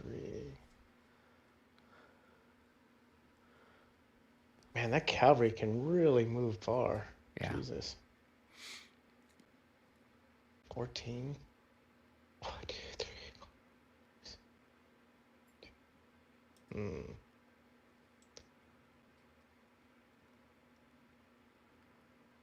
Well, would it make sense to move those guys across and then put them in square? What, your guys? Yeah. So you should be able, I mean, you'd see him coming from a mile away. And the thing is, he's moved all of his artillery that's associated with, so there's no artillery over there, right? He's kedging Right. that artillery somewhere else. Right. So forming square at like a range of 4. Yeah, so don't For stress the about Russians, it. Okay. it's, I mean, you'd have to roll a 66 to fail. Okay. Yeah. Well, although he's got lancers, I guess if cavalry stack contains lancers +6. Okay, so you need a 56 or better to fail. Okay. And only then you'd be disordered, right? Otherwise. Right. So, yeah. So if you move those guys forward, get them across the Landgraben and start to push that way. And then what you really want to try to do is get the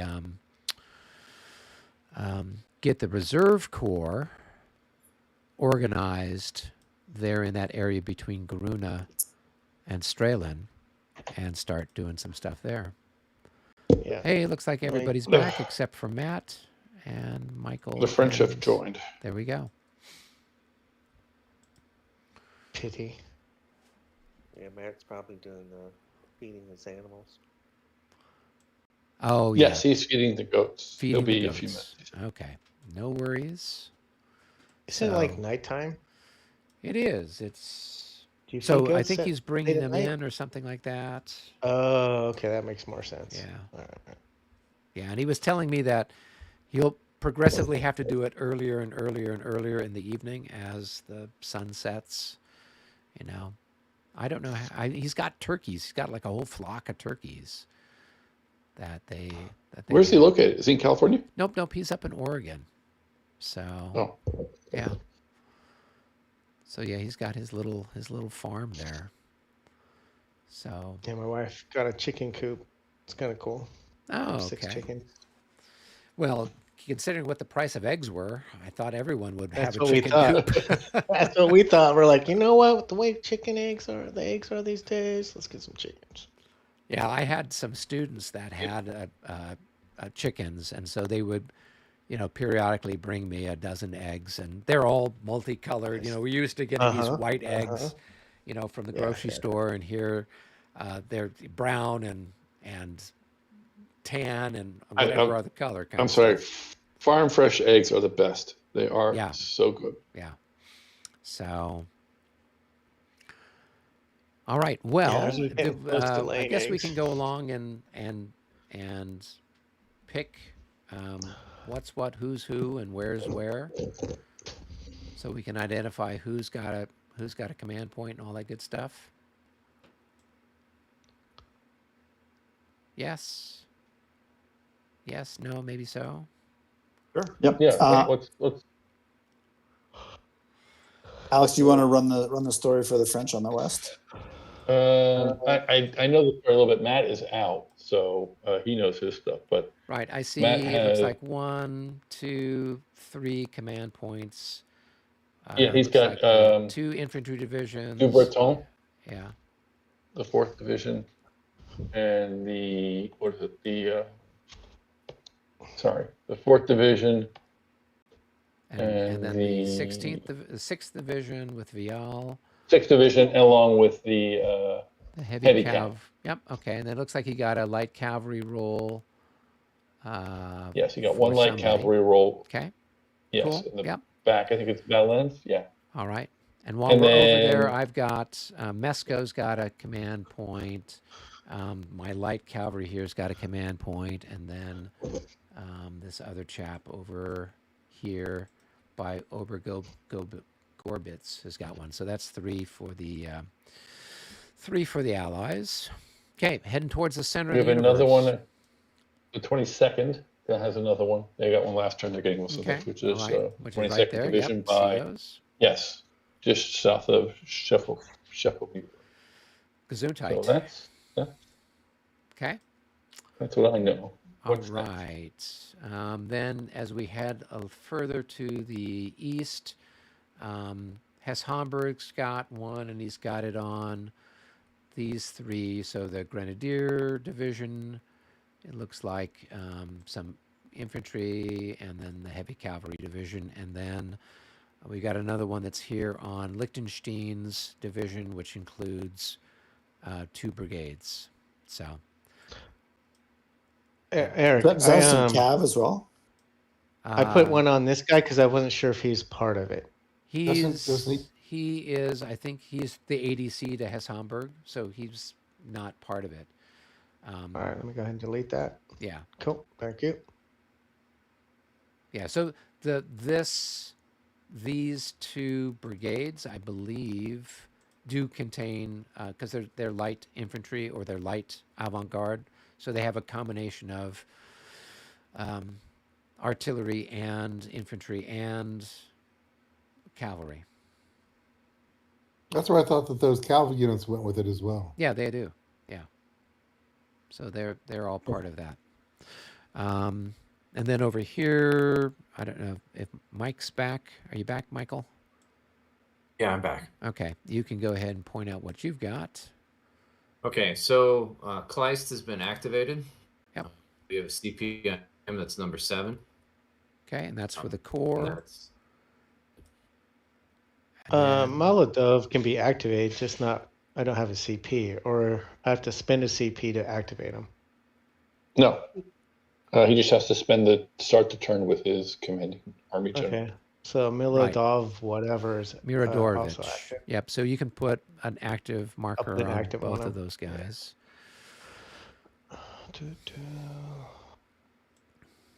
And then Roth is also Right. And has then we had a C- light cavalry initiative over here, and that's about it. Where's an active? Yeah, where are they? I think Interesting.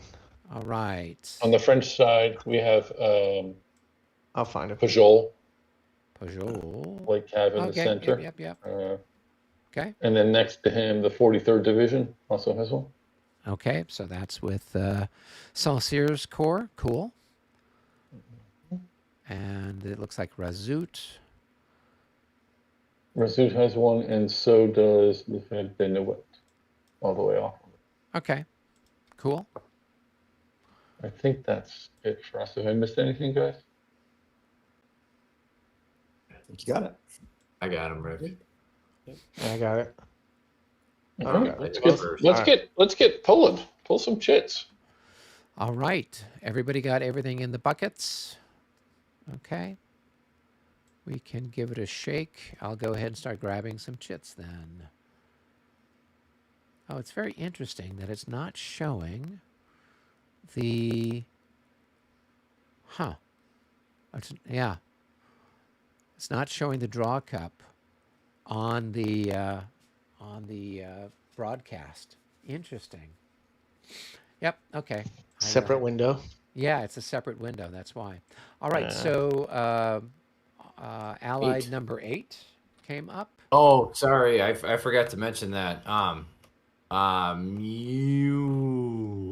What's this guy's name? Mutius.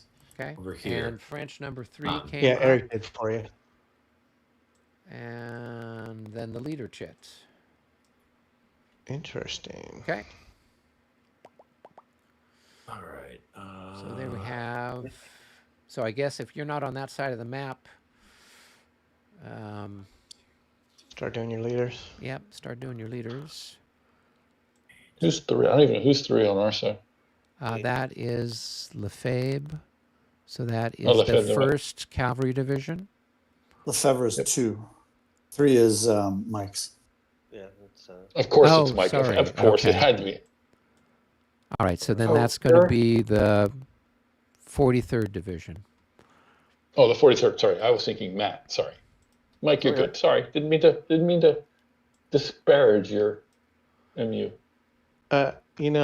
We're much nicer to our commanders, so I'm just saying, come on over. I'm sorry. Aren't you the Russians? We are very nice. Trust me. You vodka.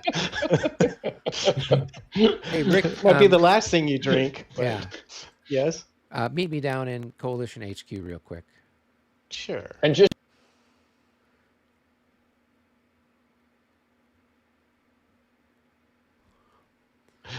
Yes. Yeah, I was going to suggest that those leaders you have out there that you were Yeah. kedging stuff to, maybe bring them back a little bit closer so because he's got that 1 cavalry active. And Which cavalry active?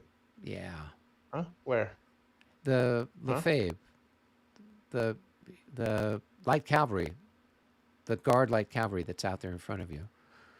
Oh, west of Streisand. Yep. So just maybe pull them a little closer to. Oh, what you call it, Mislav? Yeah, that's Yeah, fine. so that way, both of those guys, so they don't get caught out in the open. They can hide back somewhere. So you can kind of move them forward, but then have them next to the Landgraben, because then you can't be surrounded, kind of a thing. Yeah, I mean, yeah, they'd have to use almost all their movement points just to get close, right? Yeah. It's up to 14, you, 1, but I just thought I'd give you a 2, heads up. 3, 4, 5, 6, 7, Okay. 8, 9, We can 10, go 11, back 12, to wherever 13, unless. 14. Quick question. Yes. So these units that are in and around Plowing, Yes. that have LW on them, Yep. are these units that are your responsibility, left wing? Yeah. So they are. One of them is. So Schwarzenberg is here, right? He's the overall army commander, and these guys are part of the left wing. So once this guy gets, he's active, but once I kind of have him in a position where I can use something, then I could use 1 point to activate everything within range. So that's going to be these guys, which are left wing, these guys. So it's basically a whole force of stuff. So at some Okay. point But here in another these are couple. your responsibility. Yes, yeah. You'll be Anything that's got an LW on it is mine. Everything that's Okay. got an RW or an R2 or whatever is going to be yours. And what about these cats here? Are these you or me? The ones that are out of command are mine, although this guy and this guy report to your people. So Bianchi is, he's here, right? And these are his units kedging towards him, right? So he's over yeah, here. Those guys are kedging. Colorado is, where's Colorado? I'm going to move him up. Maybe. Yeah. You think that's reasonably safe? Yeah. You can move him up, kind of a thing. He So you doesn't go- so have you go anything. further. He doesn't have anything that he can really do anything with you yet. And then if you're moving all this stuff up, right? Yep. So basically what you want to do is, you're then going to be in the range of his readout guns, right? Mm-hmm. So you're going to want to make sure that you've got people sort of spaced out, right? I would say put your heavy cavalry behind the line. You don't want it out in front. And maybe have it drift a little bit more to the west. Okay. Yeah. And then we have to think about where you're going to have Hesse-Homburg. If we move Hesse-Homburg 1, 2, 3, 4, 5, 6, 7, 8, 9, 10, you could have Hesse-Homburg up here where Bianchi is at some point in time, or in that general proximity. And then you'll still be within range of... Yeah, so Hesse-Homburg, you're getting a command point. I mean, you're getting a maneuver unit for him, right? So he'll move when number 1 gets pulled, Right. And so then you can go ahead and move him then. And then anybody else who you want to kedge, like Civilert, who's back here, right? You might start wanting to kedge him. So you could move him up so he kind of Where's Civilert? Civilert's back here by Rocknitz, right? And so then you could move him, you know, where do we want to use him? If we're going to concentrate, yeah, so that's Civilert, right? So we could have Civilert kind of marching up to kind of backstop, you know, yeah, that's probably a good spot. I think that's about right. 1, So, 2, so 3, these 4. cavalry here are going to move as a part of this. Yes, 16, that 14. cavalry and the lights, you know, all of that stuff that's part of the light division under Liechtenstein will move when shit number 5 gets pulled. All right. If everything goes well, hopefully I've got things reasonably set up for when that catches up. It's going to be all right. Who's in charge of these guys? I gave them to one of my divisions out on the west side of the map, so they're going to start kedging over towards Okay, the very second good. division. Yeah. Okay. All right. I think we've moved. Yeah, he's got a command point. He's already, and everybody's ready to kedge. Thank you. I think that's what I Okay. needed. You're welcome. Yeah, appreciate it. 1, 2, I'll see you back in the main room. Yep. 1, 2, 3, 4, 5, 6, 7. 1, 2, 3, 4. 1, 2, 3, 4, 5. Okay.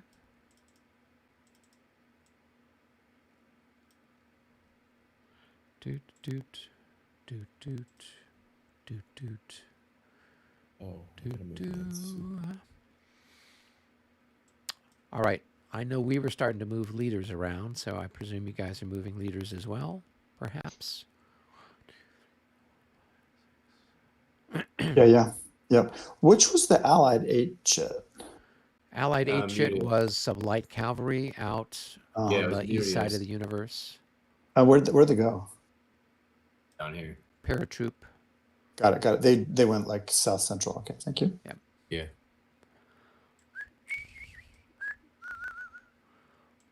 Brendan, with Nansuti, since he's higher up, do you assign him to a division, or do I have to move him, or can I just assign him to like the first division or whatever I want to Yeah, do? he's a fun leader. The only thing he's good for probably is fighting. So pick your favorite regiment, usually the very best of the best, and stack him with it. And keep him on that regiment, stacked on that regiment for the rest of the game. Okay. And then what you're doing with that regiment, you're hunting the biggest fights with him. Okay. Because you get a big fat plus. Yeah, and you don't care if he dies because he doesn't have a CP and he can't command anything because this is a division level cav command in this game. So. Right. Okay. That's His job is to go find the action. get some action. Okay. But if I stack him now with a cavalry unit, he can't move with that cavalry unit when it moves, right? Or can he? That's right. So for this move, figure out where the unit you're going to want him with is going to go to, like Wayne Gretzky, and skate there. And then the thing will join up to you. Okay. Getting the different chits to work together is an awful lot of thinking 1.5 moves ahead, really. Like where's it exactly going to be go there? There's a lot of it with the Kedge guides and this kind of stuff. A question about the Weißeritz. Is Yeah. cavalry and skirmish order treated as cavalry or treated as skirmishers? So the skirmishers are just for the Austrian companies that are skirmish orders. Okay. Yeah. So you can't put your cavalry Cross the skirmish and Weißeritz. then move, and yeah. Gotcha. It's not like they have to cross suddenly, the bridge. yeah, they don't suddenly have better, they don't have their pontoon boats with them. We've got those little water wings for our horses. There you go. I like that.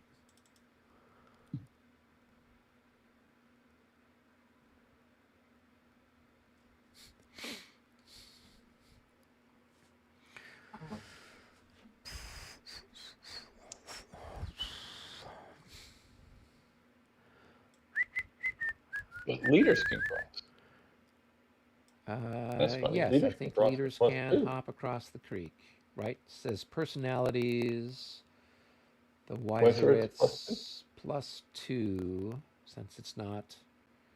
The leaders have the absolute best horses the market could provide. So Yep. all those white high-ho silver horses, Shadowfaxes and stuff. They shall not pass. There we go. Exactly. Shadowfax. Hey, so I'm back. So is it leader movement? Yes, it's leader movement. Thank you. Sorry, I was waiting.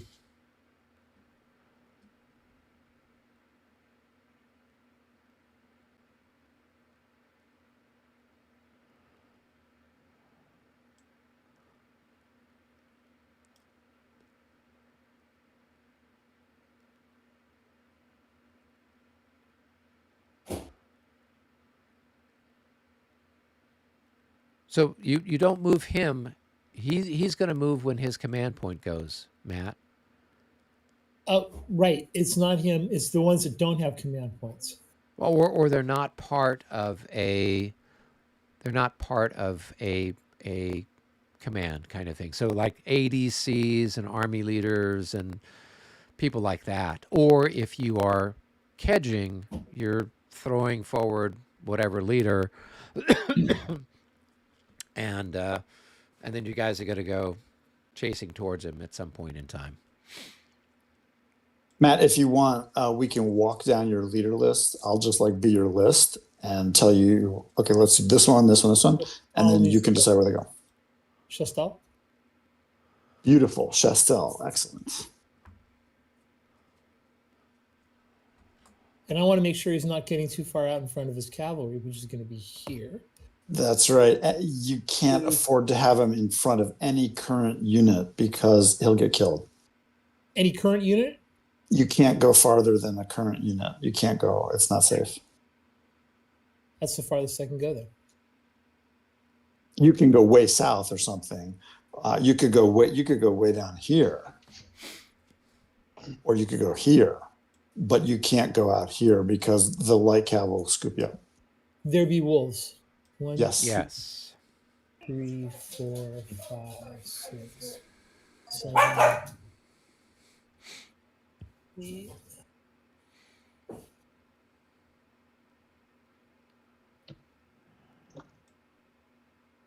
How's that look? That's great. Okay. So there's Chastel. And then he's got a command. The ADC stays with the artillery. Let's do Chastel's other leaders. He has a 1st Brigade, 2nd Brigade, and 3rd Brigade. Okay, so let's find them. We've got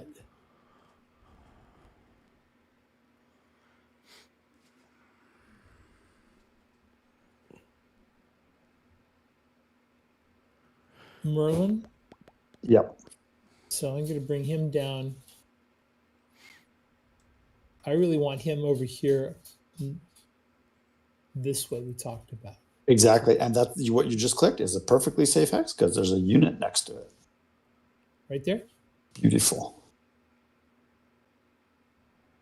Okay, and so then the next one would be Let me tell you a secret about leaders. Also, if you keep them just pointing vertically, you can always read their names, and they're different always then from units. So you can always, then you're like, okay, now I know where my leaders are. yeah, that. I think I threw up a little bit in the back of my throat when you said that. Sorry. So that's the heavy cavalry, and then That was the light cav, really. yeah. So now we have a Tornauburg. No, let's talk more about Chastel. All right, let's talk about Chastel. Chastel has a 1st brigade, right? Who's active with a chit. Then he's got a 2nd brigade, Merlin. You just moved Merlin. Right. Chastel also has a 3rd brigade. 3rd brigade of the light cav. Right, but I'm trying to find the leader.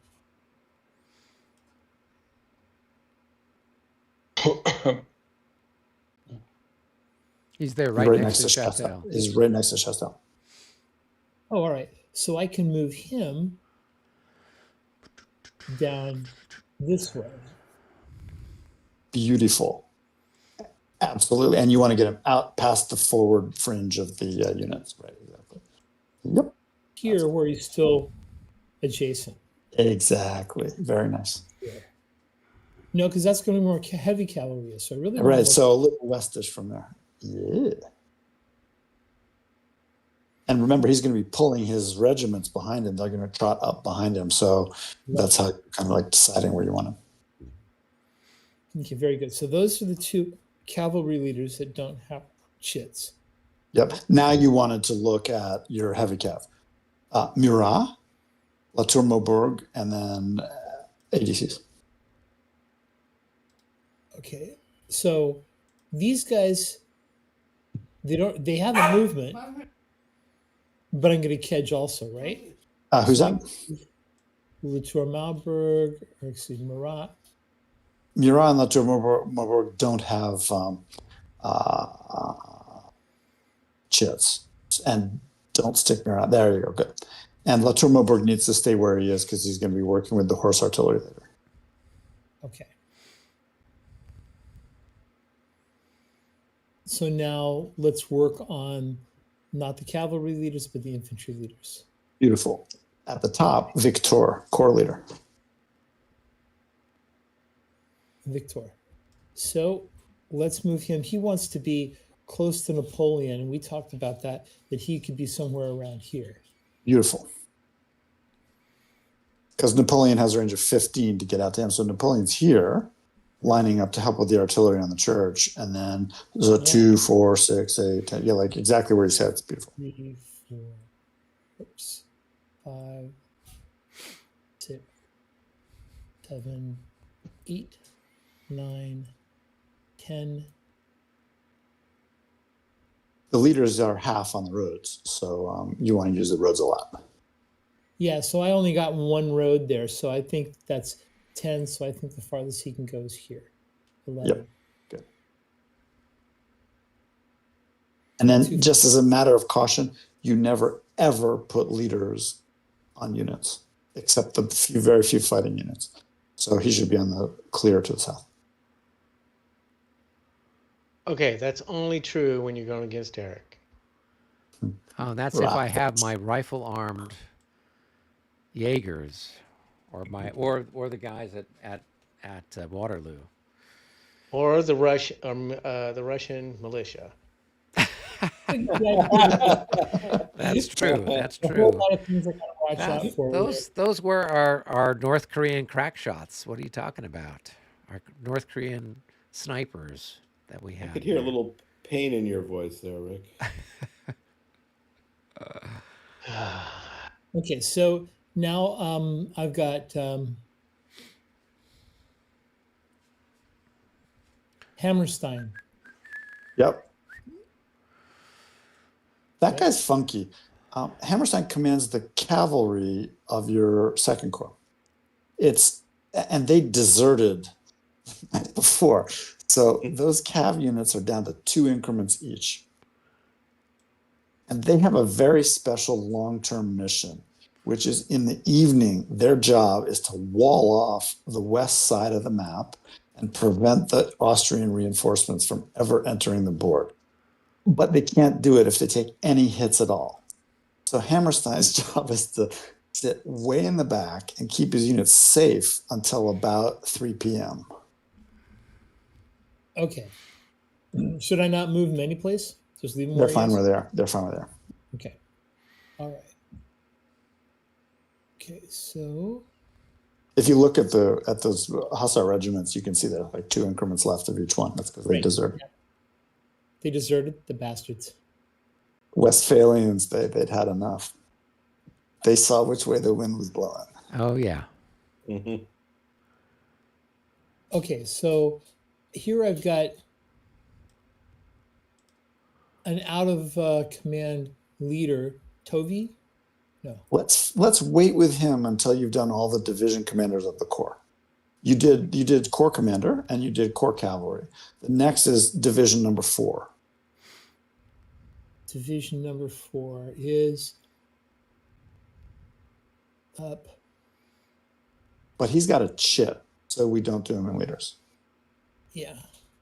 The next one is division number 5. Okay, I saw him a second ago. Where did I see him?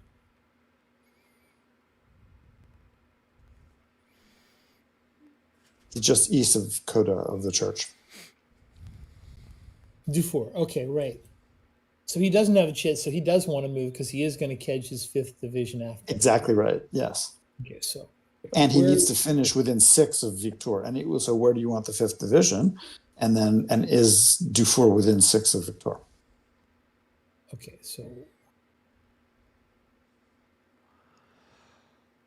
so the 6th division has already got a chit, so I don't need to worry about that. Right. Where's my 5th division? 5th division's back here. Great. Yep. Okay. So I want that in that triangle we were talking about. So I think I want it to be,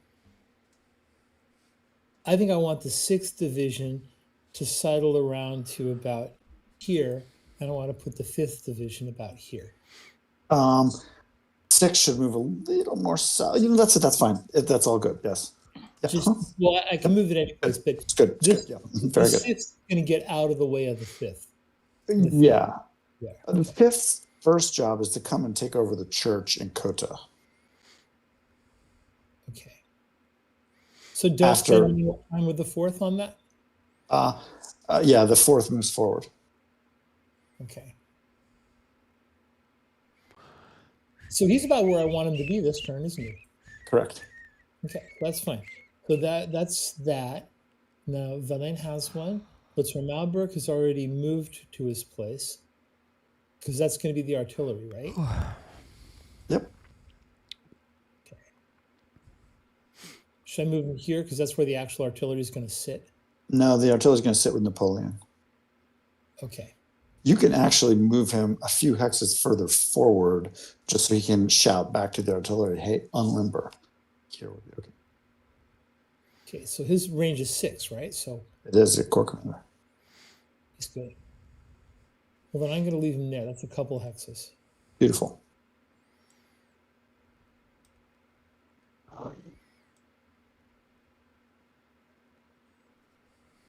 So if I'm not mistaken, that's everything. Well, then you have the ADCs who you were bugging me about earlier, but that we didn't do. Oh, okay, good. So there's ADC Montgenet. Yes.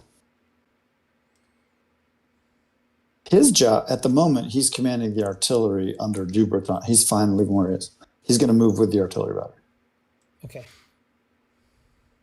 And then you have these other ADCs that you were talking about back here. Yep, let me get back to him. Yep. Yep. Artillery. one of them, BR de Reed, needs to go command the artillery of the 5th Division.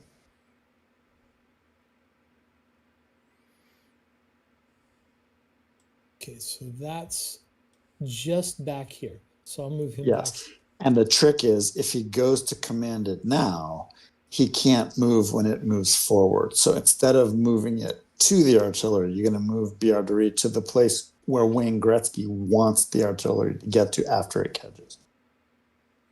You're looking 1.5 moves ahead. Right. So when That's the where the- regroup chit comes up, right, where will these guys be? Right. So 1, 2, 3, 4, 5, 6. Right. Perfect. Yeah. Okay, so Lavoie is out of control. Lavoie belongs to the cavalry, and you don't worry about it. And so Sorbier, Sorbier is going to take over the artillery after Napoleon leaves it, so he stays with the artillery and moves with it. okay. So I believe I have no more ADCs. So you're all set. Well done. There's one little tricky thing, which is that it can't be solved now. We'll deal with it later. Okay, yep, good. Mm-hmm. Cool. All right. Are we ready to go and grab some more chits? Yeah, Alex, did you move the Saint-Maurice artillery commander? I did. I moved him a little bit further out so And that did you want to in move? case next turn, Yeah. in case next turn we get a bad pull chip. Okay, and you have the Guards Cav commander, Voltaire. Do you want to move him anyplace? He's catching a whole lot of good cav. Hold on one second. Voltaire, I've got. In the beautiful blue and red uniform in Lopta. Yeah, no, actually, hold on one second. I just lost connection. One second. I gotta come back in. Uh-oh. We're going to have to send an ADC on horseback to get you back. To bring me back. Exactly. But Brendan, how about the reserve artillery commander? Did he? He moved. He moved, yeah. All right. So we got French 7, Allied 3, and Allied 7. So I don't know where French 7 is. That looks like it's the heavy cavalry. All right. Allied 7 is Kleist, and Allied 3 is Mesco. So that should be easy to deal with. So I've got Walthier as my commander for the Guard Cav. Yeah. And I've got him where I want him because I'm hoping to bring my guys into command next turn. Sweet. At the end Great. of this. And then Yeah. Marmont, wherever you need to have Marmont in some place where he's going to be able to command the 22nd Division next turn. Yes. The 22nd, we've already talked about where they're going, Okay, and he should be. I can move him forward. Yeah, a little forward, maybe. I just don't want to get him caught where he can get Zapped. snagged. For sure. We've seen that happen in other games. We have seen it happen. There's wolves out there. Did something happen in your Waterloo game? No, this was in our Linny game. Napoleon Oh, found himself exposed, and he paid the price. that is no fun when that happens. It was a beautiful victory by Alex and David Clark. It was a learning experience for a new player. That's that. Afterwards, we took it all back and let him change his position. If we got French 7, that's Matt, your heavy cavalry division. We got 7. Yep. I think we did, yeah. Great. Yes, we did get French 7. That's a fun sequence. We like that sequence a lot.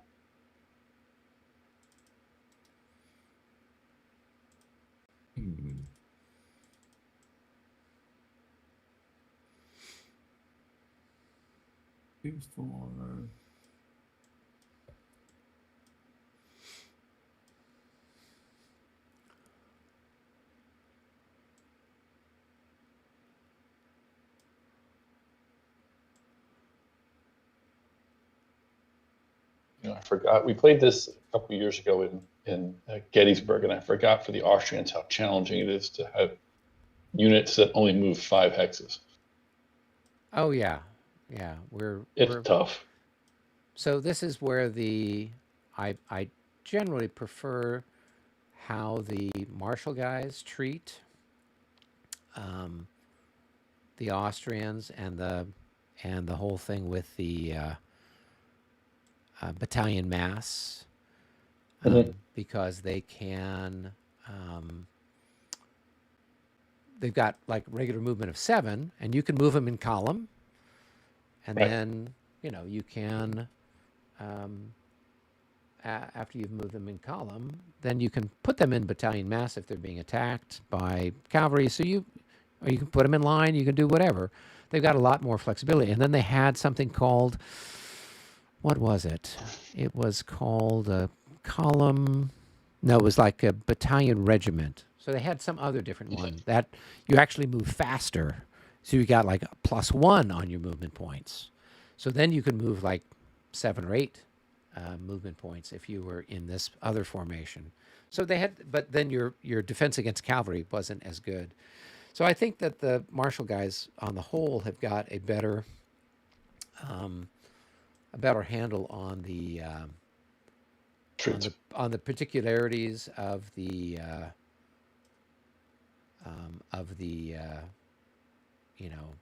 for want of a better word, the battalion mass Austrian stuff, because they printed. This is the only game that Clash ever did that had Austrian units in it. Exactly. Yeah. Exactly. Yeah. Matt, your Cuirassier, who's a number 910, he won't be able to act from the hex you got him in. He should be 1 hex to his northwest, pointing southeast. I tend to agree with you, Eric. I think that there you go. Clash has nerfed. I would have made the Austrian 6s, not 5. I mean, 5 is just so cumbersomely slow.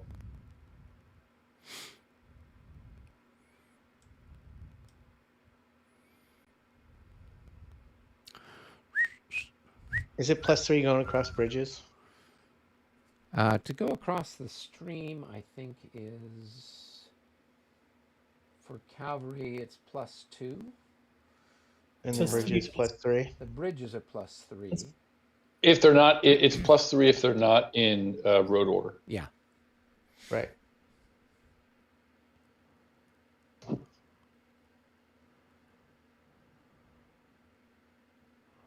Matt, you're going to want your 610 within opportunity charge range of the Cav skirmisher. That's 2 hexes away.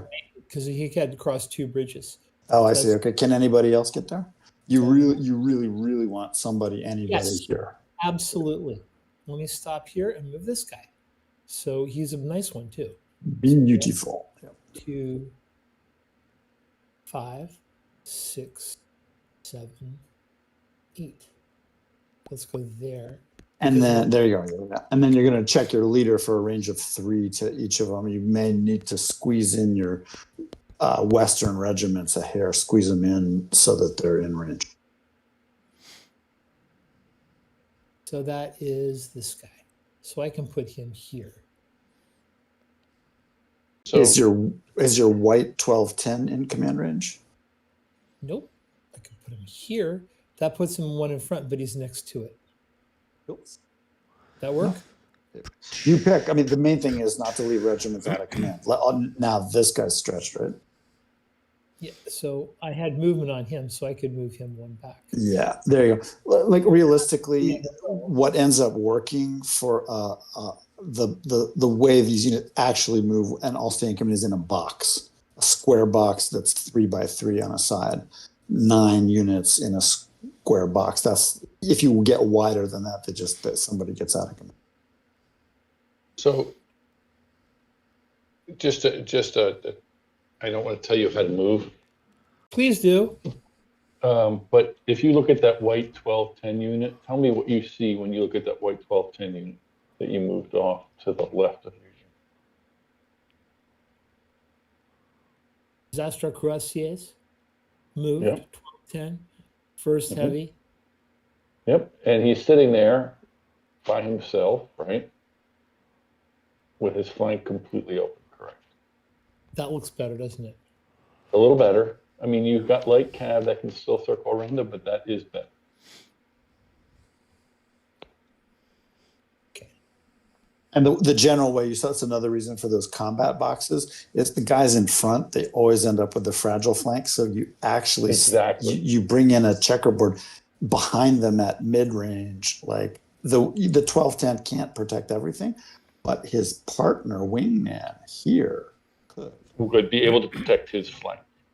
That way, the Austrians, who have, by the way, an MU, could have easily. The reason I'm asking the questions and not telling you what to do is I'm trying to get you to think about positioning, because if you look below your guys, there's a MU sitting right there, that number 4, which means Eric is going to move after you, and he could bring his cavalry around for a charge and charge you in the flank. I'm not saying he's going to do it, but that opportunity exists.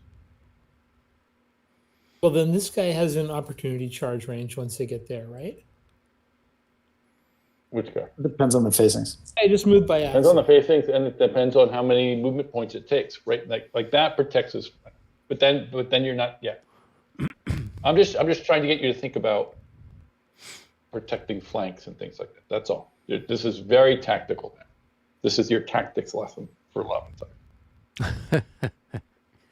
Eric, I just want you to notice how the commanders are helping each other.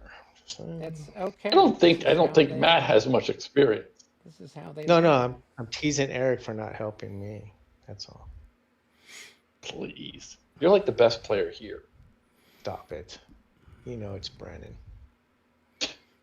Followed by Eric. Followed by you. No.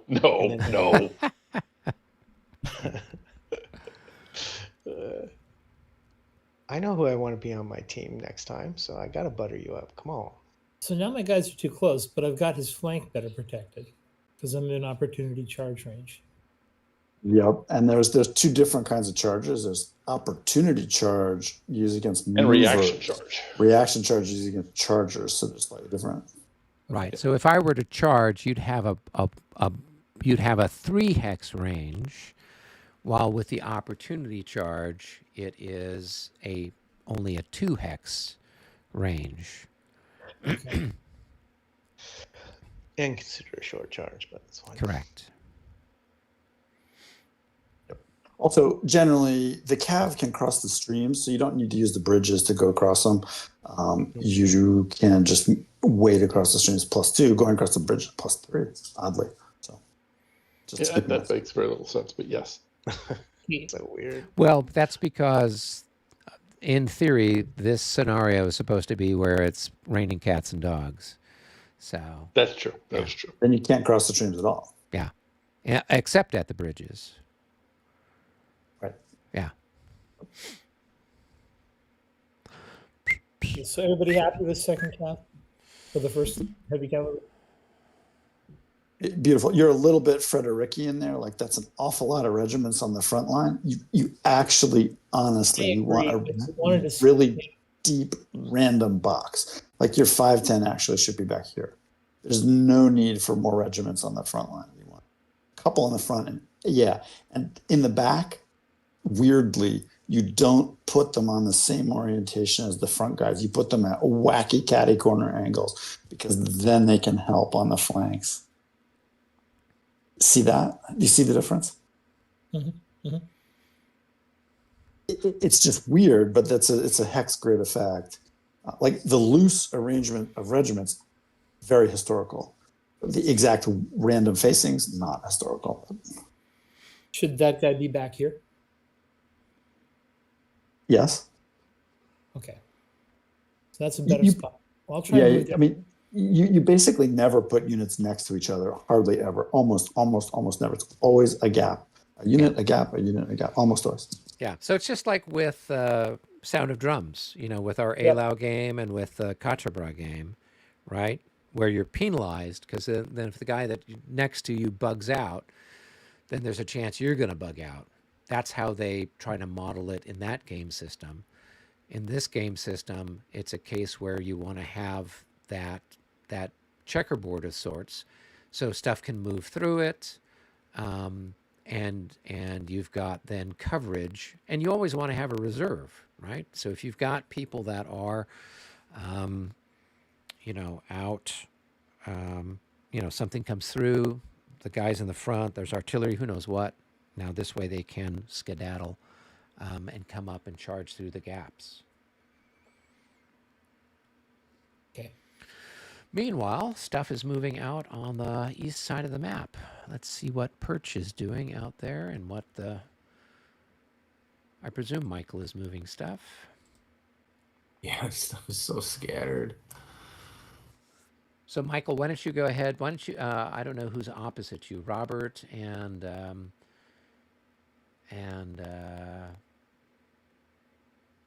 I don't know. I mean, what that is, what the young guard that's kind of there. I guess that would be you and Robert. You guys could go down into a separate room, and then you could move your stuff, and then I can draw some more chits. I'm just about done because so much of my stuff needs to catch anyways. Hey, Rick, did we want to move Barclay during our movement? Oh yeah, Or during the leader leader turn? phase. Yeah. Well, Should have if moved- you're going to do that, you should tell me that because I moved based off his current location. So if you're going to move him, then I reserve the right to move my guy. That's I'm fine. okay Go if- ahead, move him. I'm okay if Barclay stays move wherever him. he is. I'm just asking you. Yeah, no. Put him where you think he needs to be for your great assault.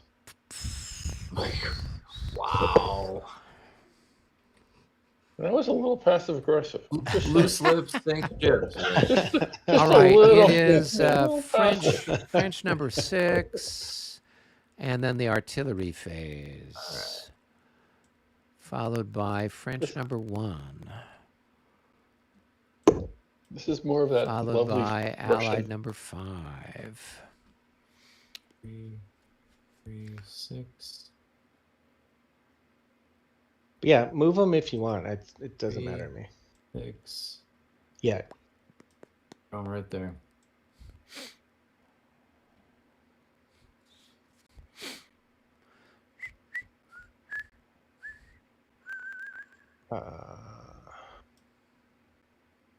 Yeah, I'll move the other guy later. It's fine. Okay. I'm in no hurry. Other than I moved, what's his name over there? Let me move him. Oh, the guys with him. All these guys could stay with him. So All you right, probably Matt, wanna you've move got these guys with this him. one here. Number 6 Oh, came up. that's 6. I was looking at it. Yeah. Yeah. Okay. Sorry about that. It's all right. Let's go down to game room 1 so we don't have people talking over each other.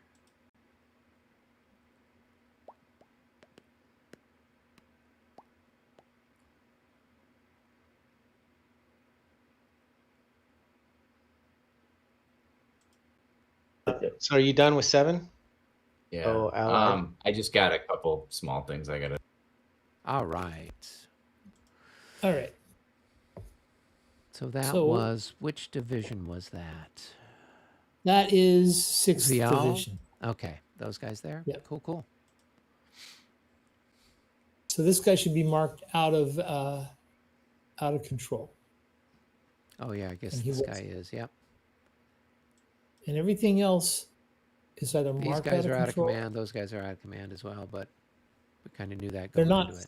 That's yeah, right. Yep. Yep. Okay. So now these guys want to get over here. Okay. Yep, so you're just going to have them marching along, going across the stream for the infantry is a plus Should they be? 1. They should be in column, right? Yeah, if you're going to be you want to move them fast, you're going to have them in column.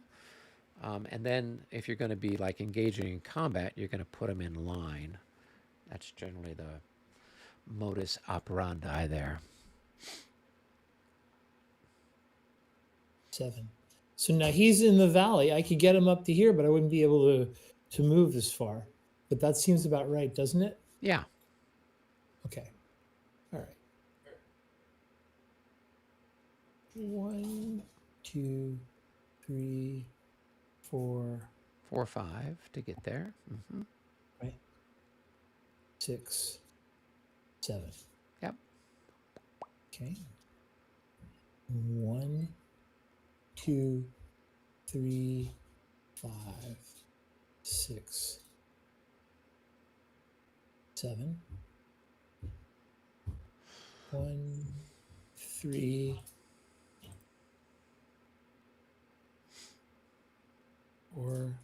5, 6, 7.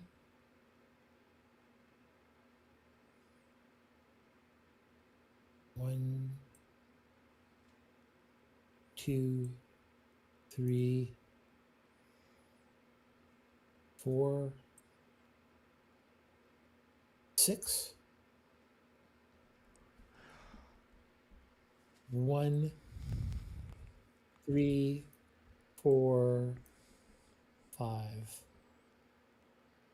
6. Probably want to turn him that way without a formation change. And then this guy.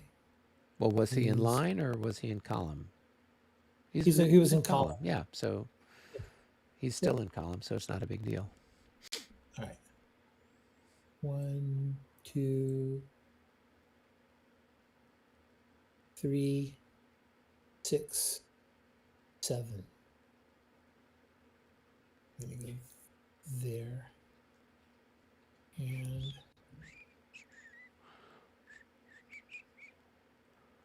God, I thought you were a chicken for a minute. It's like, who the hell got out? Is that what I need to do? Pretty much. Okay, so that's him. Okay, cool. That look about right? Everybody's in command. I can go Everybody. forward a little bit. Now I'm going to go there because I'm going to be catching up 2 units over here that were not caught up. Yeah, the guys that were disordered. Oh, you've got a bunch of guys. Yeah, you got not disordered, but yeah, you got 4 units that could catch up, right? These I see 2. guys that are there, Oh, and right? And then those other 2 that are over there. Yeah. well, yeah, lots of them Yeah. actually. Do do do do do do.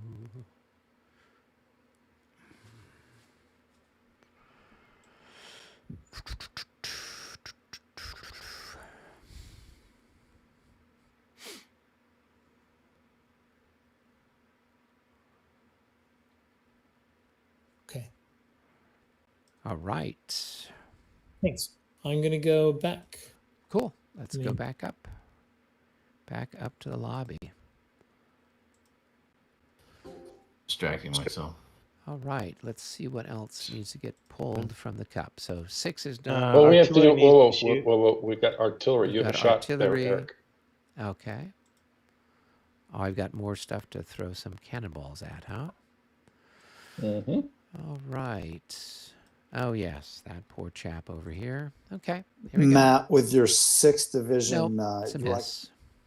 you want to keep the division leader within 6 hex range of Victor. You got a little ahead of yourself there. Well, gosh, where'd I put Victor again? Victor's here. We can't we can't 3, afford to 4, give you 5, an independent MU 6. anymore next turn to move that division. We have to give the MUs at the core level. And if you move out of range of the core, then we can't afford to use that division next turn. There, now he's in 6. There we go. And then sometimes that means you got to double check the battalions as well. Decent. All right, decent. Yeah, so you just got to pull. So like this guy, you need to pull back 1. And he'll be okay. And then everybody else will be in command except for the guys that are already out of command. That will That come works. forward. 3, 4, 5. Great. Yep. Yeah, the absolutely number one playing principle is you never, ever move divisions alone. You only move core. You're trying to get the entire army moving on a core basis, except in extreme cases, because it's a huge command efficiency game. Unless you're Russians. Yep. Unless circumstances demand it. But you're basically trying to, if there's a choice between, oh, I'd love to take that place, but you have to push a division too far, you're like, don't take the place, keep everybody in core command at all times. It's really fundamental. Okay, sounds good. Especially Any for the other French, who artillery we're going to need to use their MUs for cavalry divisions because they can't do a cavalry. Yes, Any- and then as Go ahead. action heats up with the allies in places, we're going to get random demands and needs, and we can't afford to do it when we can't have the core. Any other artillery shots? Eric took his and I missed. took mine. Yep, It was a glorious shot, though. it was. Nobody? Did the Going Prussians take a once? shot, or no? They got people that moved in Prussians? the way. Russians have no shot. Got no Okay, shot. artillery's done. Okay, Hawkins, did you finish? No, almost. so Okay. you were number 1. Okay. Yeah. And then we got number 5. I think There that's might be a Ross. couple of shots out of some of the redoubts. Let me take a quick look here. Number 5. That's going to be Liechtenstein, I think. Yeah, I think Redoubt 3 can tag this cav over here. Which unit is that moving part of? Allied 5. Oh, that was it- post it- artillery. Yeah. It's not there yet. Yeah. It's not there yet. Okay. Yeah. Yeah. And then how about this guy? Did he come in post artillery chit as well? That's all post artillery chit. Okay, fine. They're all part of Then- number 5. Yeah. No shot.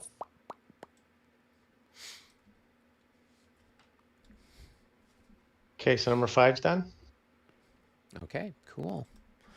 Let's go ahead and pull some more stuff. So regroup. Oh, that's That will gonna take be. forever. That will take a long time for people to do. So let's do some Group. regrouping. Group, and then we have regroup. Robert, do you in have 1 regroup- second in French headquarters? Yeah, sure. In regroup, you can move out of road column, correct? In regroup, let me take a look here real quick, Alex. So if you got I people can ask who aren't in that. road column, move them, and then I will look up this while you are doing your thing.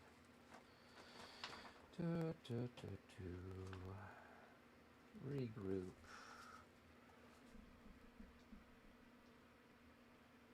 Now I just have to move back into command, or do I need to move within a certain number of hexes in my So leader? once you move, so here I'll read it real quick. You move towards your assigned leader. Units conducting administrative marches would do this. Static positions would move at this time as well. Okay. Units that move to regroup may not assault or charge. They may not move adjacent to an enemy unit. They must cease moving the moment they enter the command span of their leader. They must move in as direct a fashion to their leader as possible. Where possible, they will move in a straight line. Units in general order may move into non-general order terrain, enter column formation, where they may then be subject to opportunity reactions due to that. Units in general order terrain, which move directly to another general order, cease movement. Units can only choose formation to second to exit last general bullet. order or to enter general order, thereby ceasing movement, or to enter or exit road column, or to limber if an unlimbered artillery. Enter or exit road column. Yes. Yeah. Okay, that was So basically, you I would can- move forward to, or you could change out of road column right now, I guess, and then move towards your leader. Where they Units are that- now is all in control. Yeah. My Prussian comrade, Yeah. I need you to move Klux and Rotor first for me once you're done with Perch. All right. Plux and Rotor. Primarily these guys. For Rotor. Yeah, and then the guys down south too, so I don't Alright. block them. Let Try me not to block you move- this time. Take your time. Just you need to do your stuff first. 2, 3, 4, 5, 6, 7. All right, so he is going to go into. You are the out of command when I reach. Formation change, row column. That's What's 2. what was the question? 2 questions. Do I remove the out of control when I'm back in control? Yes, now that 7. since that one's already done its thing, you can take that off. If you hadn't already pulled that shit, we'd keep the out of control, out of command marker on so that we know that they'd already moved. So then you wouldn't accidentally move them again during your next, when the shit came up. So like this guy here up for the 4th division, that hasn't moved, so I need to leave him on there. Yeah, so you could move him, but leave it on so that you know, hey, I already moved that guy during the regroup phase. And final, can I move a disordered unit? Yes, you can. Their Regroup? movement is halved. Yes, you can. And as long as they're not adjacent to an enemy, you can move them. But their movement is halved, so just keep that in mind. So you can't move that guy because he's adjacent to this guy. Oh, right. Yeah. So he's kind of stuck there until you clear out that unit or you clear out that village. And they're both kind of staring at each other, disordered.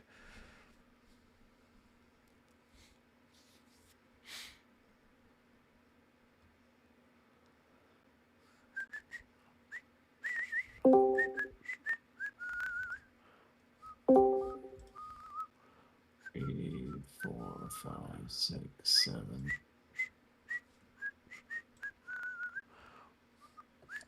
I'm sorry. Is someone whistling?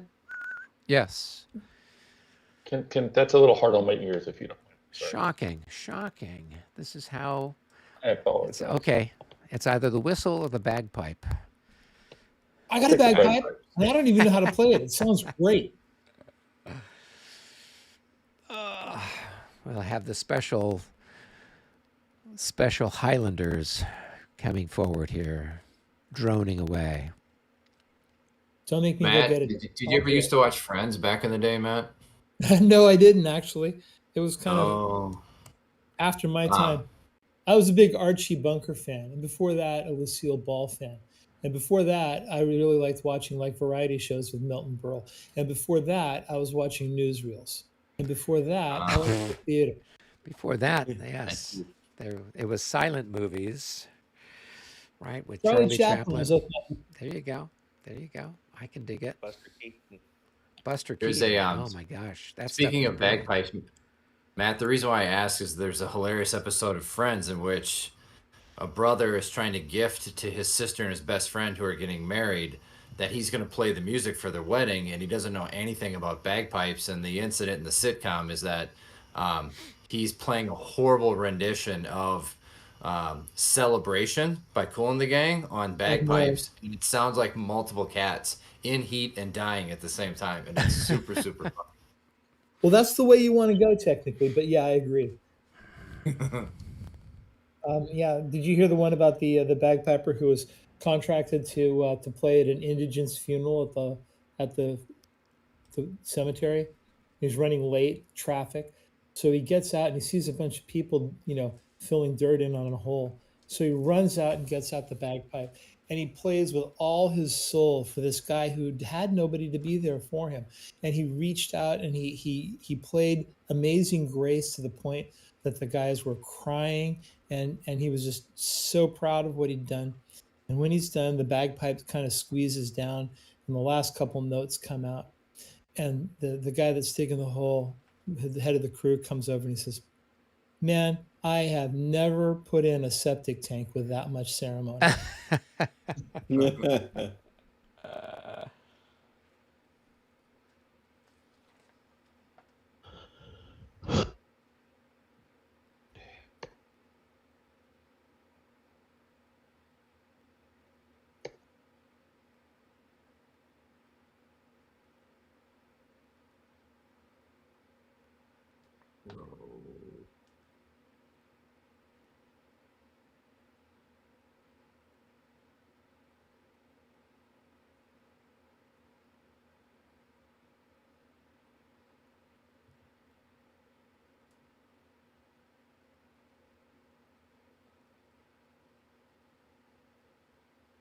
Oh.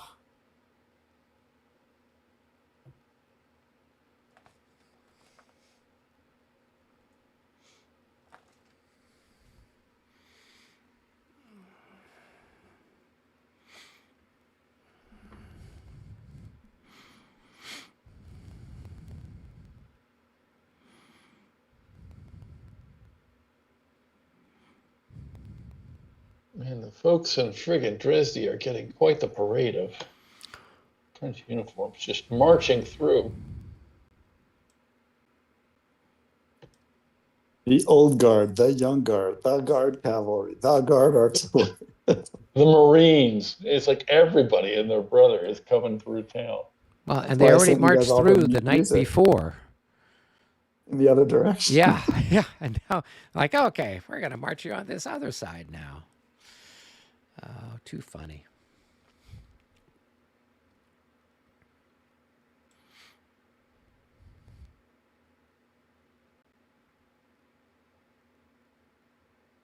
That's 6, 2, 3.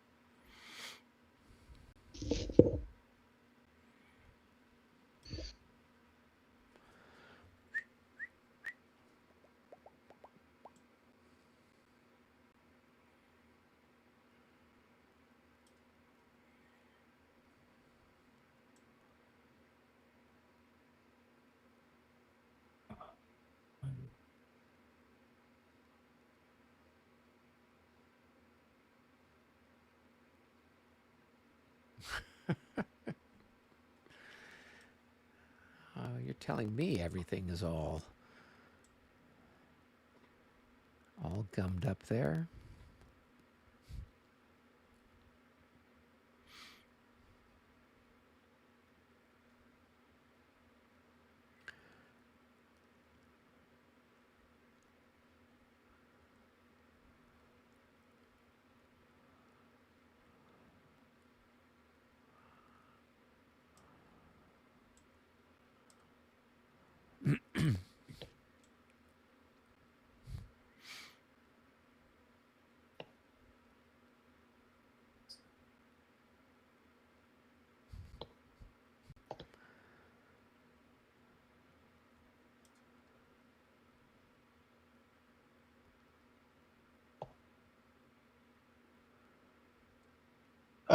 Do you pay for the artillery? I know it's free to go into road movement with artillery, but when you come out, do you pay the 2 points to come out?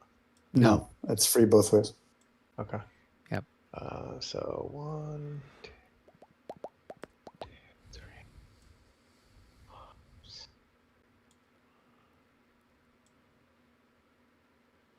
Guess I don't have to come out, right?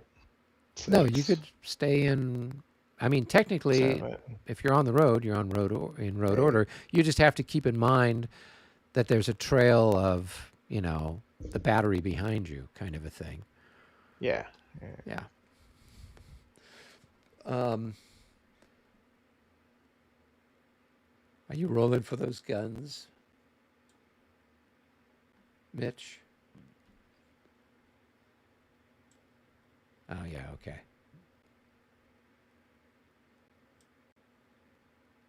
Sorry, didn't mean I was muted. Yeah, I rolled for those guns and I Oh, thought okay. I'd move them. Cool. I don't know who this guy belongs to, though. I'm kind of struggling with him. Which one? That guy? He's part of the 1st Division, which is this here. He was out of command at the moment when we. So now he's in command. Yeah. So He now. won't be. So, but you can move him here, right? Yeah, I could. I just was thinking about keeping off the road, but yeah. Oh yeah, that's true. That's true. Yeah, keep him off the road so that way the guns can Just go down the road. Yeah. Let's see. 1,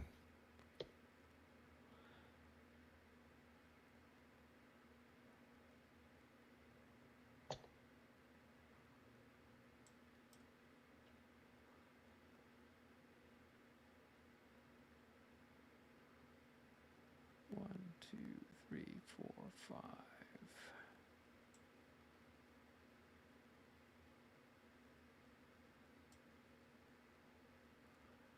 And then you still have 2 more sets of guns over here. Those guys belong to you.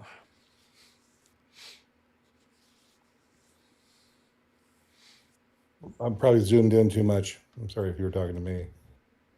Yeah, I'm just saying over here by Plowen, west of Plowen, There's two more Oh, guns yeah? that belong to. This guy belongs to Bianchi. This guy belongs to Colorado. So you'd need to roll for All right. them. And Yeah, let's then, go ahead and roll it. yeah. Ah, that one's limbered. The other guy's not so much.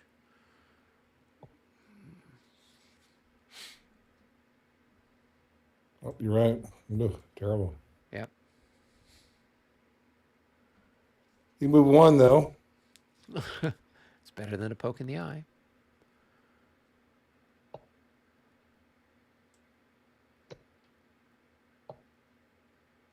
No, you can't unlimber him. He's got to, if they are, I don't think you can prolong. You can't? No, I don't think you can prolong if you are during the regroup phase. And I know you can't unlimber during the regroup phase. So you can only limber during the regroup phase. You can unlimber if they're within range of your leader. and Oh, have okay, them that's what moved. it was. Yeah. So if you're in range of your leader and he doesn't have a move, then you could unlimber. So where's Colorado? He is this guy right here. There's Colorado Okay. right there. Yeah. So he could move So he would there. move. So if he was here, you'd go 1, 2, and then what's his movement? 5. 1, 2, 3. Yeah. So he's fine where he's at right now. That works. Okay. Yeah. And then these guys are Chestler, and he is this guy here, right? And so that's your grenadier division. So you could maybe move them a little bit this way. So that way then in a future turn, they would then be within command range of him. Yeah. Oops. There we go. Now you're cooking. I think you can move all the way up to here, can't they? If they're on the road, 1, 2, 3, 4. Yeah. You could do that. Okay, boom. That looks pretty good to me. Yeah. And then they would be, so next turn, or, after you move Chesler forward, then you could have all those guys do something exciting. Mm-hmm. Hey, Brendan. 6, 7. Yeah, Freon was stacked with some of the reserve artillery. Should he be with that, or is that yours? You can give that to me. Where's the battery? It's right in front of the readout number 5. Oh yeah, it belongs. That got mixed in somehow. Let me stick it back with the rest of it. Okay. So, Matthew, this guy would stop as soon as he gets within this guy's range, which is 2. Yeah, there you go.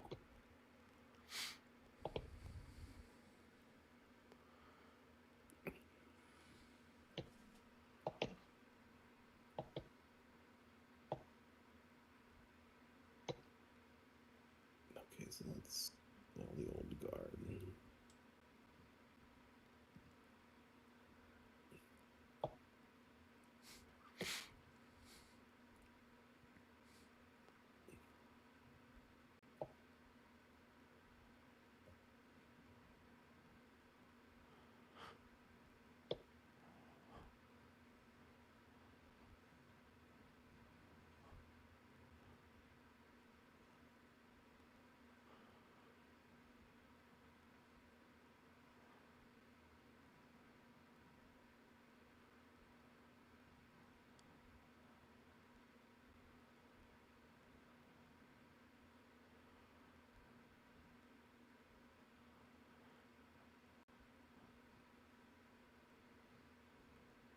All right, let's get this artillery here.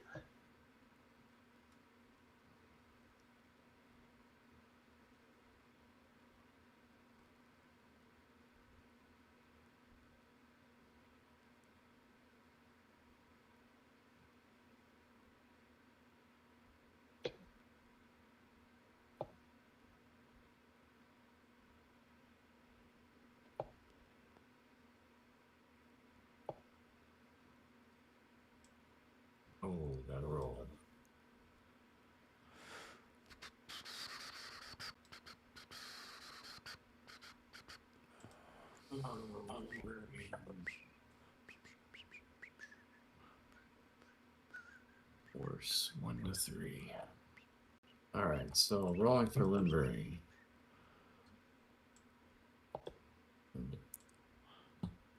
No, next one. 5, 6, 7, 8, 9, 10. Definitely does 13, not limber. 14, 15. That's really cool.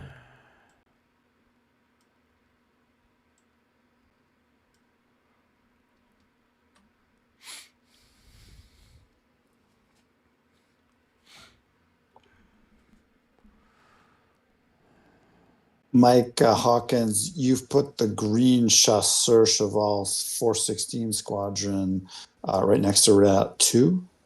Mm-hmm. Could you slide it 1 hex in any, like northeast, to open up the road there? Well, you want the road open, then I have to move it back.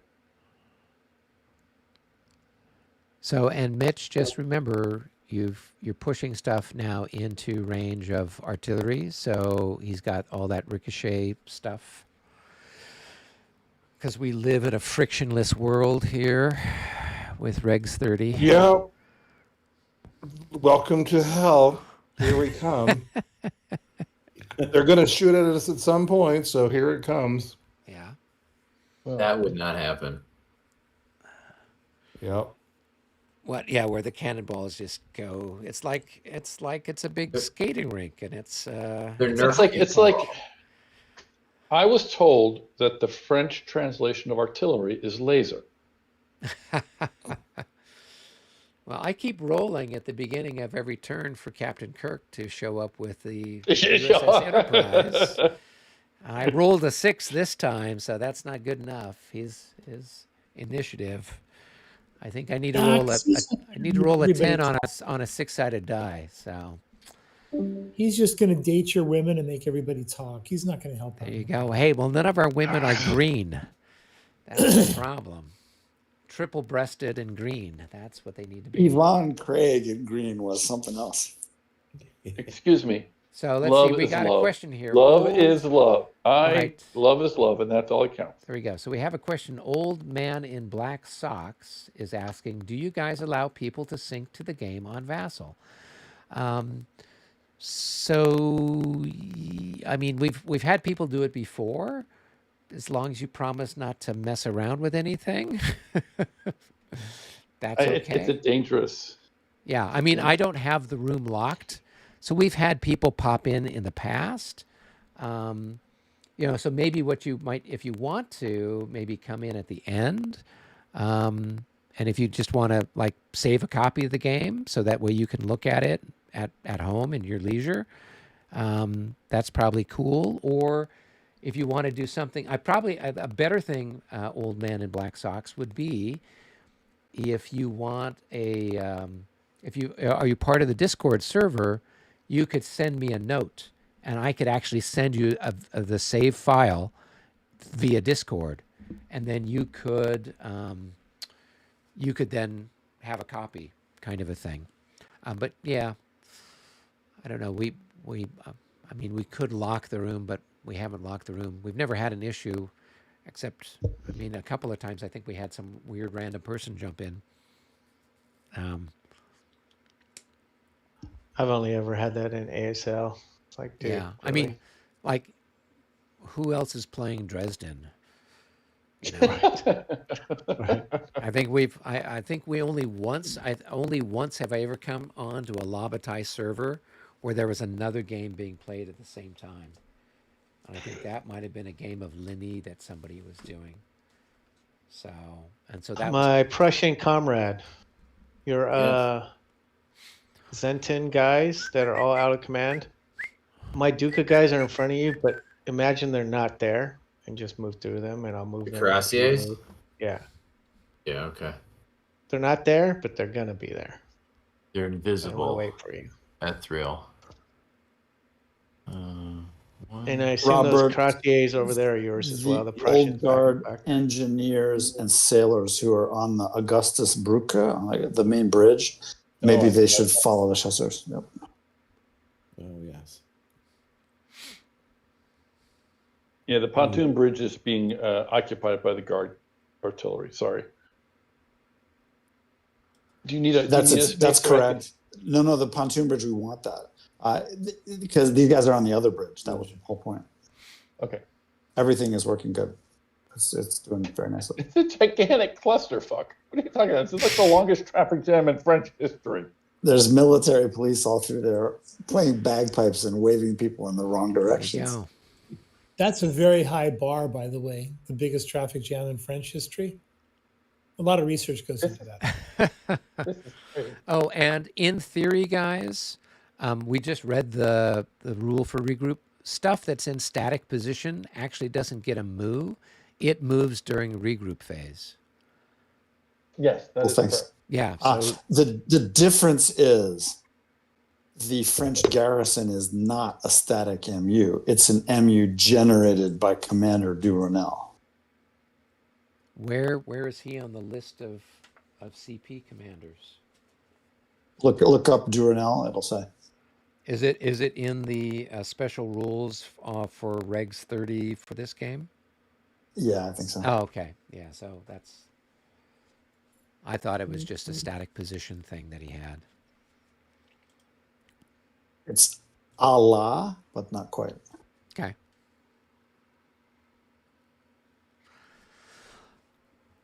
Well, I think that it made sense that they had it during the regroup, so that way if you are moving administrative marches and things like that, and you're going through a village that's part of a static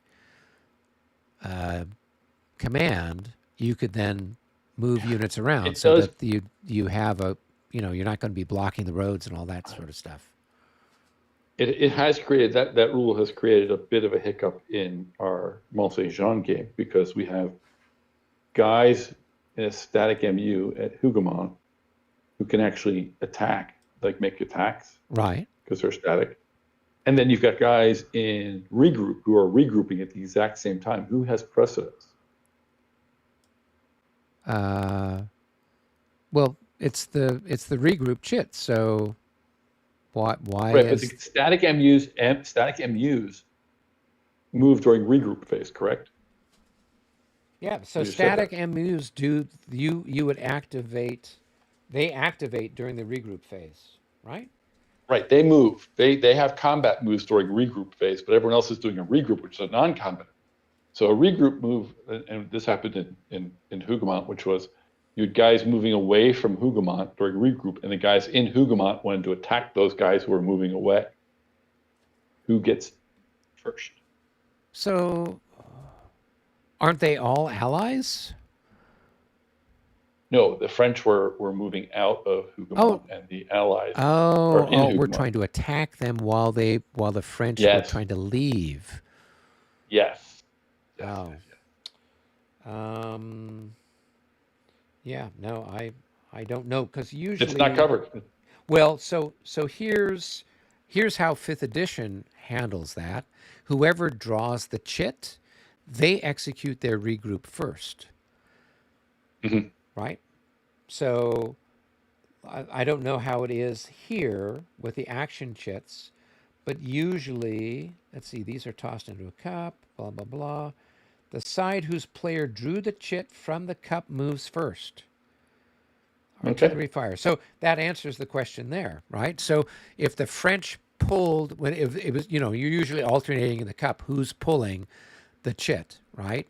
So Yes. the French player draws one chit, and then the Allied player draws the next chit, right? So if the French player drew the regroup chit, he moves his regroup stuff first, and then the Allied player would move his second.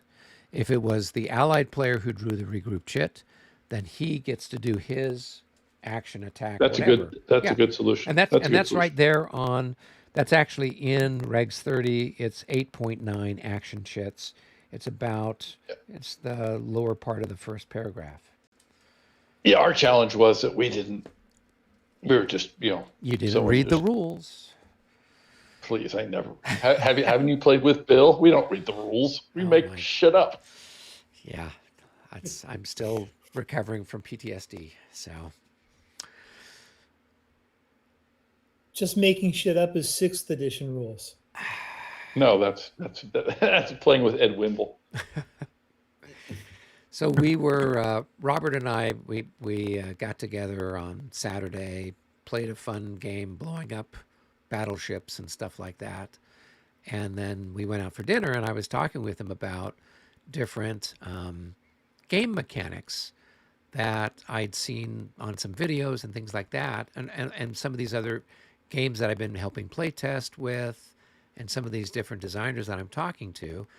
And so, the idea was, okay, if we were going to come out with, some sort of, game system update for La Bataille, where you'd have a simple rule set for beginners, you'd have something else that's more complicated or adds another layer to it, and then you'd have one final one that's super crunchy. But we talked about different sort of game concepts, and so one of the ones that I thought was really interesting is this idea that you roll a number of dice. So say you've got 6 dice, each side rolls 6 dice, and for every single die you have, whoever's got more single dice is then going to have the initiative. And then if you get some doubles, then that gives you, so say you have, 2 pairs, so you have, a set that's doubles. So that's going to kind of take away from your opportunity to get, the initiative, but that might give you a chance to do something else. So like maybe you can activate a brigade or you can activate a division. And hey, if you get triples, then you could activate a corps. That's, so something beyond your usual command point capacity. And then every turn you get another die added to your dice, and those dice are like wild dice. So you can match them with anything. So if you wanted to get some more doubles, you could just take those and make another couple of doubles, or you wanted to get a triple or whatever. So you've got this whole thing where you've got this other possibilities with this dice thing that then could go into the command portion of it. So in addition to whatever you're getting from your usual command points, Alex, do you have a sec then for you'd have that. headquarters? So you'd have some fun. There's some other fun Yeah. things. One of the other game mechanics that the guys, the fellow with Fixed Bayonet, who I'm actually interviewing next Saturday, he's got one where every time you roll like a 9, it's the worst possible. I think it's a 9. It's like the worst possible result you could get. It's an automatic failure or something like that. So when you get that, then you can draw a card from this random deck. And the random deck usually has something good in it, like, okay, you get a reroll or you get an extra fire or something, kind of thing. But you can only hold at any given point in time 2 of those. So you get some bad luck, okay, but you get these other cards then that you can kind of play at some critical point maybe to turn things around or get a little bit of good luck. So I thought that was a kind of a fun concept. So there's all kinds of interesting mechanics out there, and Robert and I were talking about the fact that hey, we've got charts and more charts, and the whole system is very 1970s with all this stuff, and we were wondering, okay, is there a way that you could do this where you use some sort of card deck and you draw a deck of card from a card. And somewhere on the card, it's got a number that represents, whatever your roll for your morale check might have been. And then maybe for fire combat, there's another factor on it. So instead of looking at charts, you're just flipping randomly through this deck of cards for whatever the next result would be. Or with a lot of the games, they've got, different specialty dice that you roll. And if it's got 1 star, it's 1 hit, and 2 stars is 2 hits, and this, that, whatever else. So there's all kinds of do you have a interesting sec for headquarters? mechanics out there. Yeah. It is 1 a.m. Eastern time. What time do we want to go to? This is it. So as soon as you guys are done with regroup, we will call it a night. And I'm not going to be able to make it next week, guys. I am Okay. Well, that is all right. taking my daughter to college. Oh, that's all right. That should be I think fun I and already interesting. congratulated for that, but that's a great thing. I wish It really I is. could take this to college. We're really proud of it. I played a game with those kind of cool mechanics called 65 from Lock and Load. Mm-hmm. Or was it Flying Pigs? Maybe it's Flying Pigs. But that card had like 7 different things on it. So you'd pull a card and you'd use the part that you needed. So like there were die rolls and there were, events and there were all sorts of stuff. It was a pretty decent system. I really liked that. And there were very few dice in it. Yeah, Eric. If you look at, I think might be. It's not Kill Team, although it could be Kill Team. They have another version that's fantasy version. Some of the 40K stuff, they do something like that where they roll 5 dice maybe, Right. and then you have combinations of dice allow you to spend those dice to do special actions. Yes, that it. So I'm Sort of not sure thing. which, because I just seen something on YouTube where this guy was talking about different game mechanics, and so I Yeah. can't remember the name of the game that one was associated with. But I Oh, was War like, Cry. that One could I'm have been thinking it. of. That sounds like it might have been it. But it sounded like, okay, that sounds like a cool kind of concept. It's neat. It's So neat. yeah, And I can see something in La Bataille where Napoleon gives you 2 extra dice and Wellington gives you 3 or whatever, and those are your random dice, and then you can Right. spend it to move cores and stuff. yeah, That could be cool. yeah. Because this guy was saying then it kind of made it a game within a game Hmm. where you had, Well, each core commander gives you a die, right, right? And then your army leader gives you 2, depending on how good he is. right, And then you'd roll those dice, and then you can spend them based off the combination you get. yeah, From my perspective, what we were talking about when we were out in Consim, Eric, right, was things to make the turns go quicker. Hmm. If I were to change anything, I would want people to like, how can we make turns go quicker? you play Premiere. Yeah, exactly. That's pretty much it. So what would have happened was we would have what was the first shit that came up? It was the Allied shit, right? So we would have had 10 minutes. We would have moved all of our stuff, and then the next shit that came up was the French. You guys would have moved all your stuff. So we would have had every single command on the board moved at this point in time. And then That's the way next thing- fifth is, though. Exactly. Yeah. So if we were playing it with 5th edition, the turn would be over, practically. Right. Because we would have had 10 minutes for the Allies to move everything, and then we have had 10 minutes for the French to move everything, and then you're done. Yeah, I find the move is not what takes up the time. I don't know. That's just my experience. Well, I mean, Well, it takes longer because we all kind of watch each other move, right? That's true. That is true. We do. And we're being some army commanders are very meticulous, and so they watch everybody move, and you have 10 minutes. You don't have time to watch everybody move and correct them and everything else. You got it. Well, that's what I like about 5th edition. I know a lot of people don't. yeah. Is the time moved forces errors. I love it. yeah, I love 5th edition. yeah, And this- errors are part of battlefield Mm-hmm. confusion. Yep. Yep. Yeah, well, and so Premiere is even better because there's no leader movement, there's no regroup movement. Yeah, exactly. So you've got 10 minutes to move everything on the map. And so, so here in theory, you've got, 10 minutes to, if you were playing 5th edition, you'd have 10 minutes to move your maneuver units. And now we have an unlimited amount of time to move your regroup and your Regroups leaders and and everything leaders else, and- right? So we've spent, I think, at least 40 minutes doing regroup. Yeah. No, you're right. You're exactly Yeah. right. That's to me is I like the way La Bataille handles combat. I love the die rolling system with the 2 6 dice. I like that. That's just my preference. Right. But it's that time. It's that. Yeah.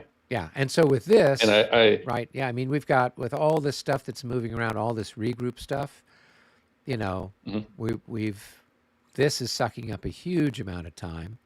And then all this stuff with the leaders. I got to get this leader right here so that he's in command, and then this guy Yep, so he can yep. cadge. And so, I mean, we spent at least half an hour or more with the leader chit phase, right? Maybe they need to be timed as well. That's a good suggestion. You know, why do you have 10 minutes to move an entire army, but I have an hour and a half to regroup?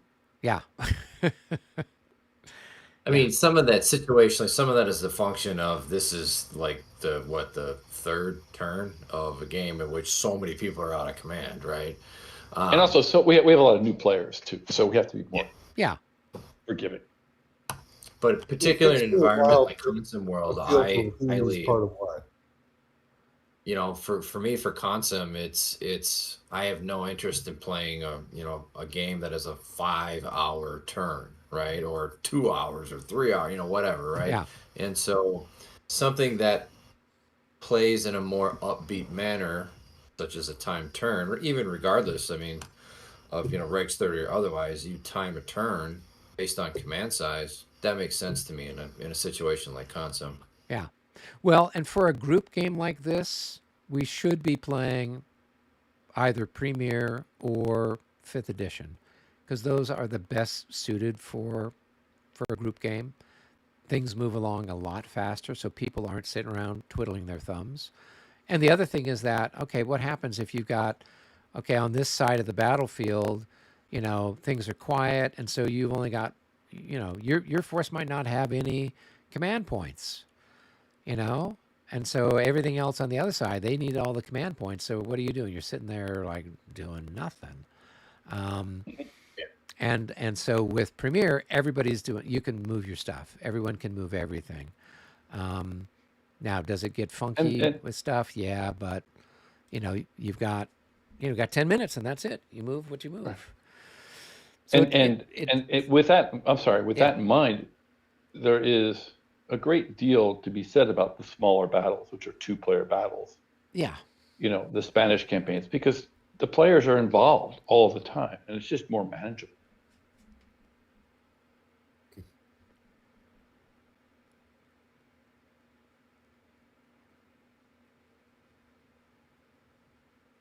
I didn't mean to cut you off there, Eric. No, that's fine. Yeah. All right. Well, I'm going to end the broadcast here. So Is someone still moving? Are we done yeah, with? stuff is still moving. I'm There's still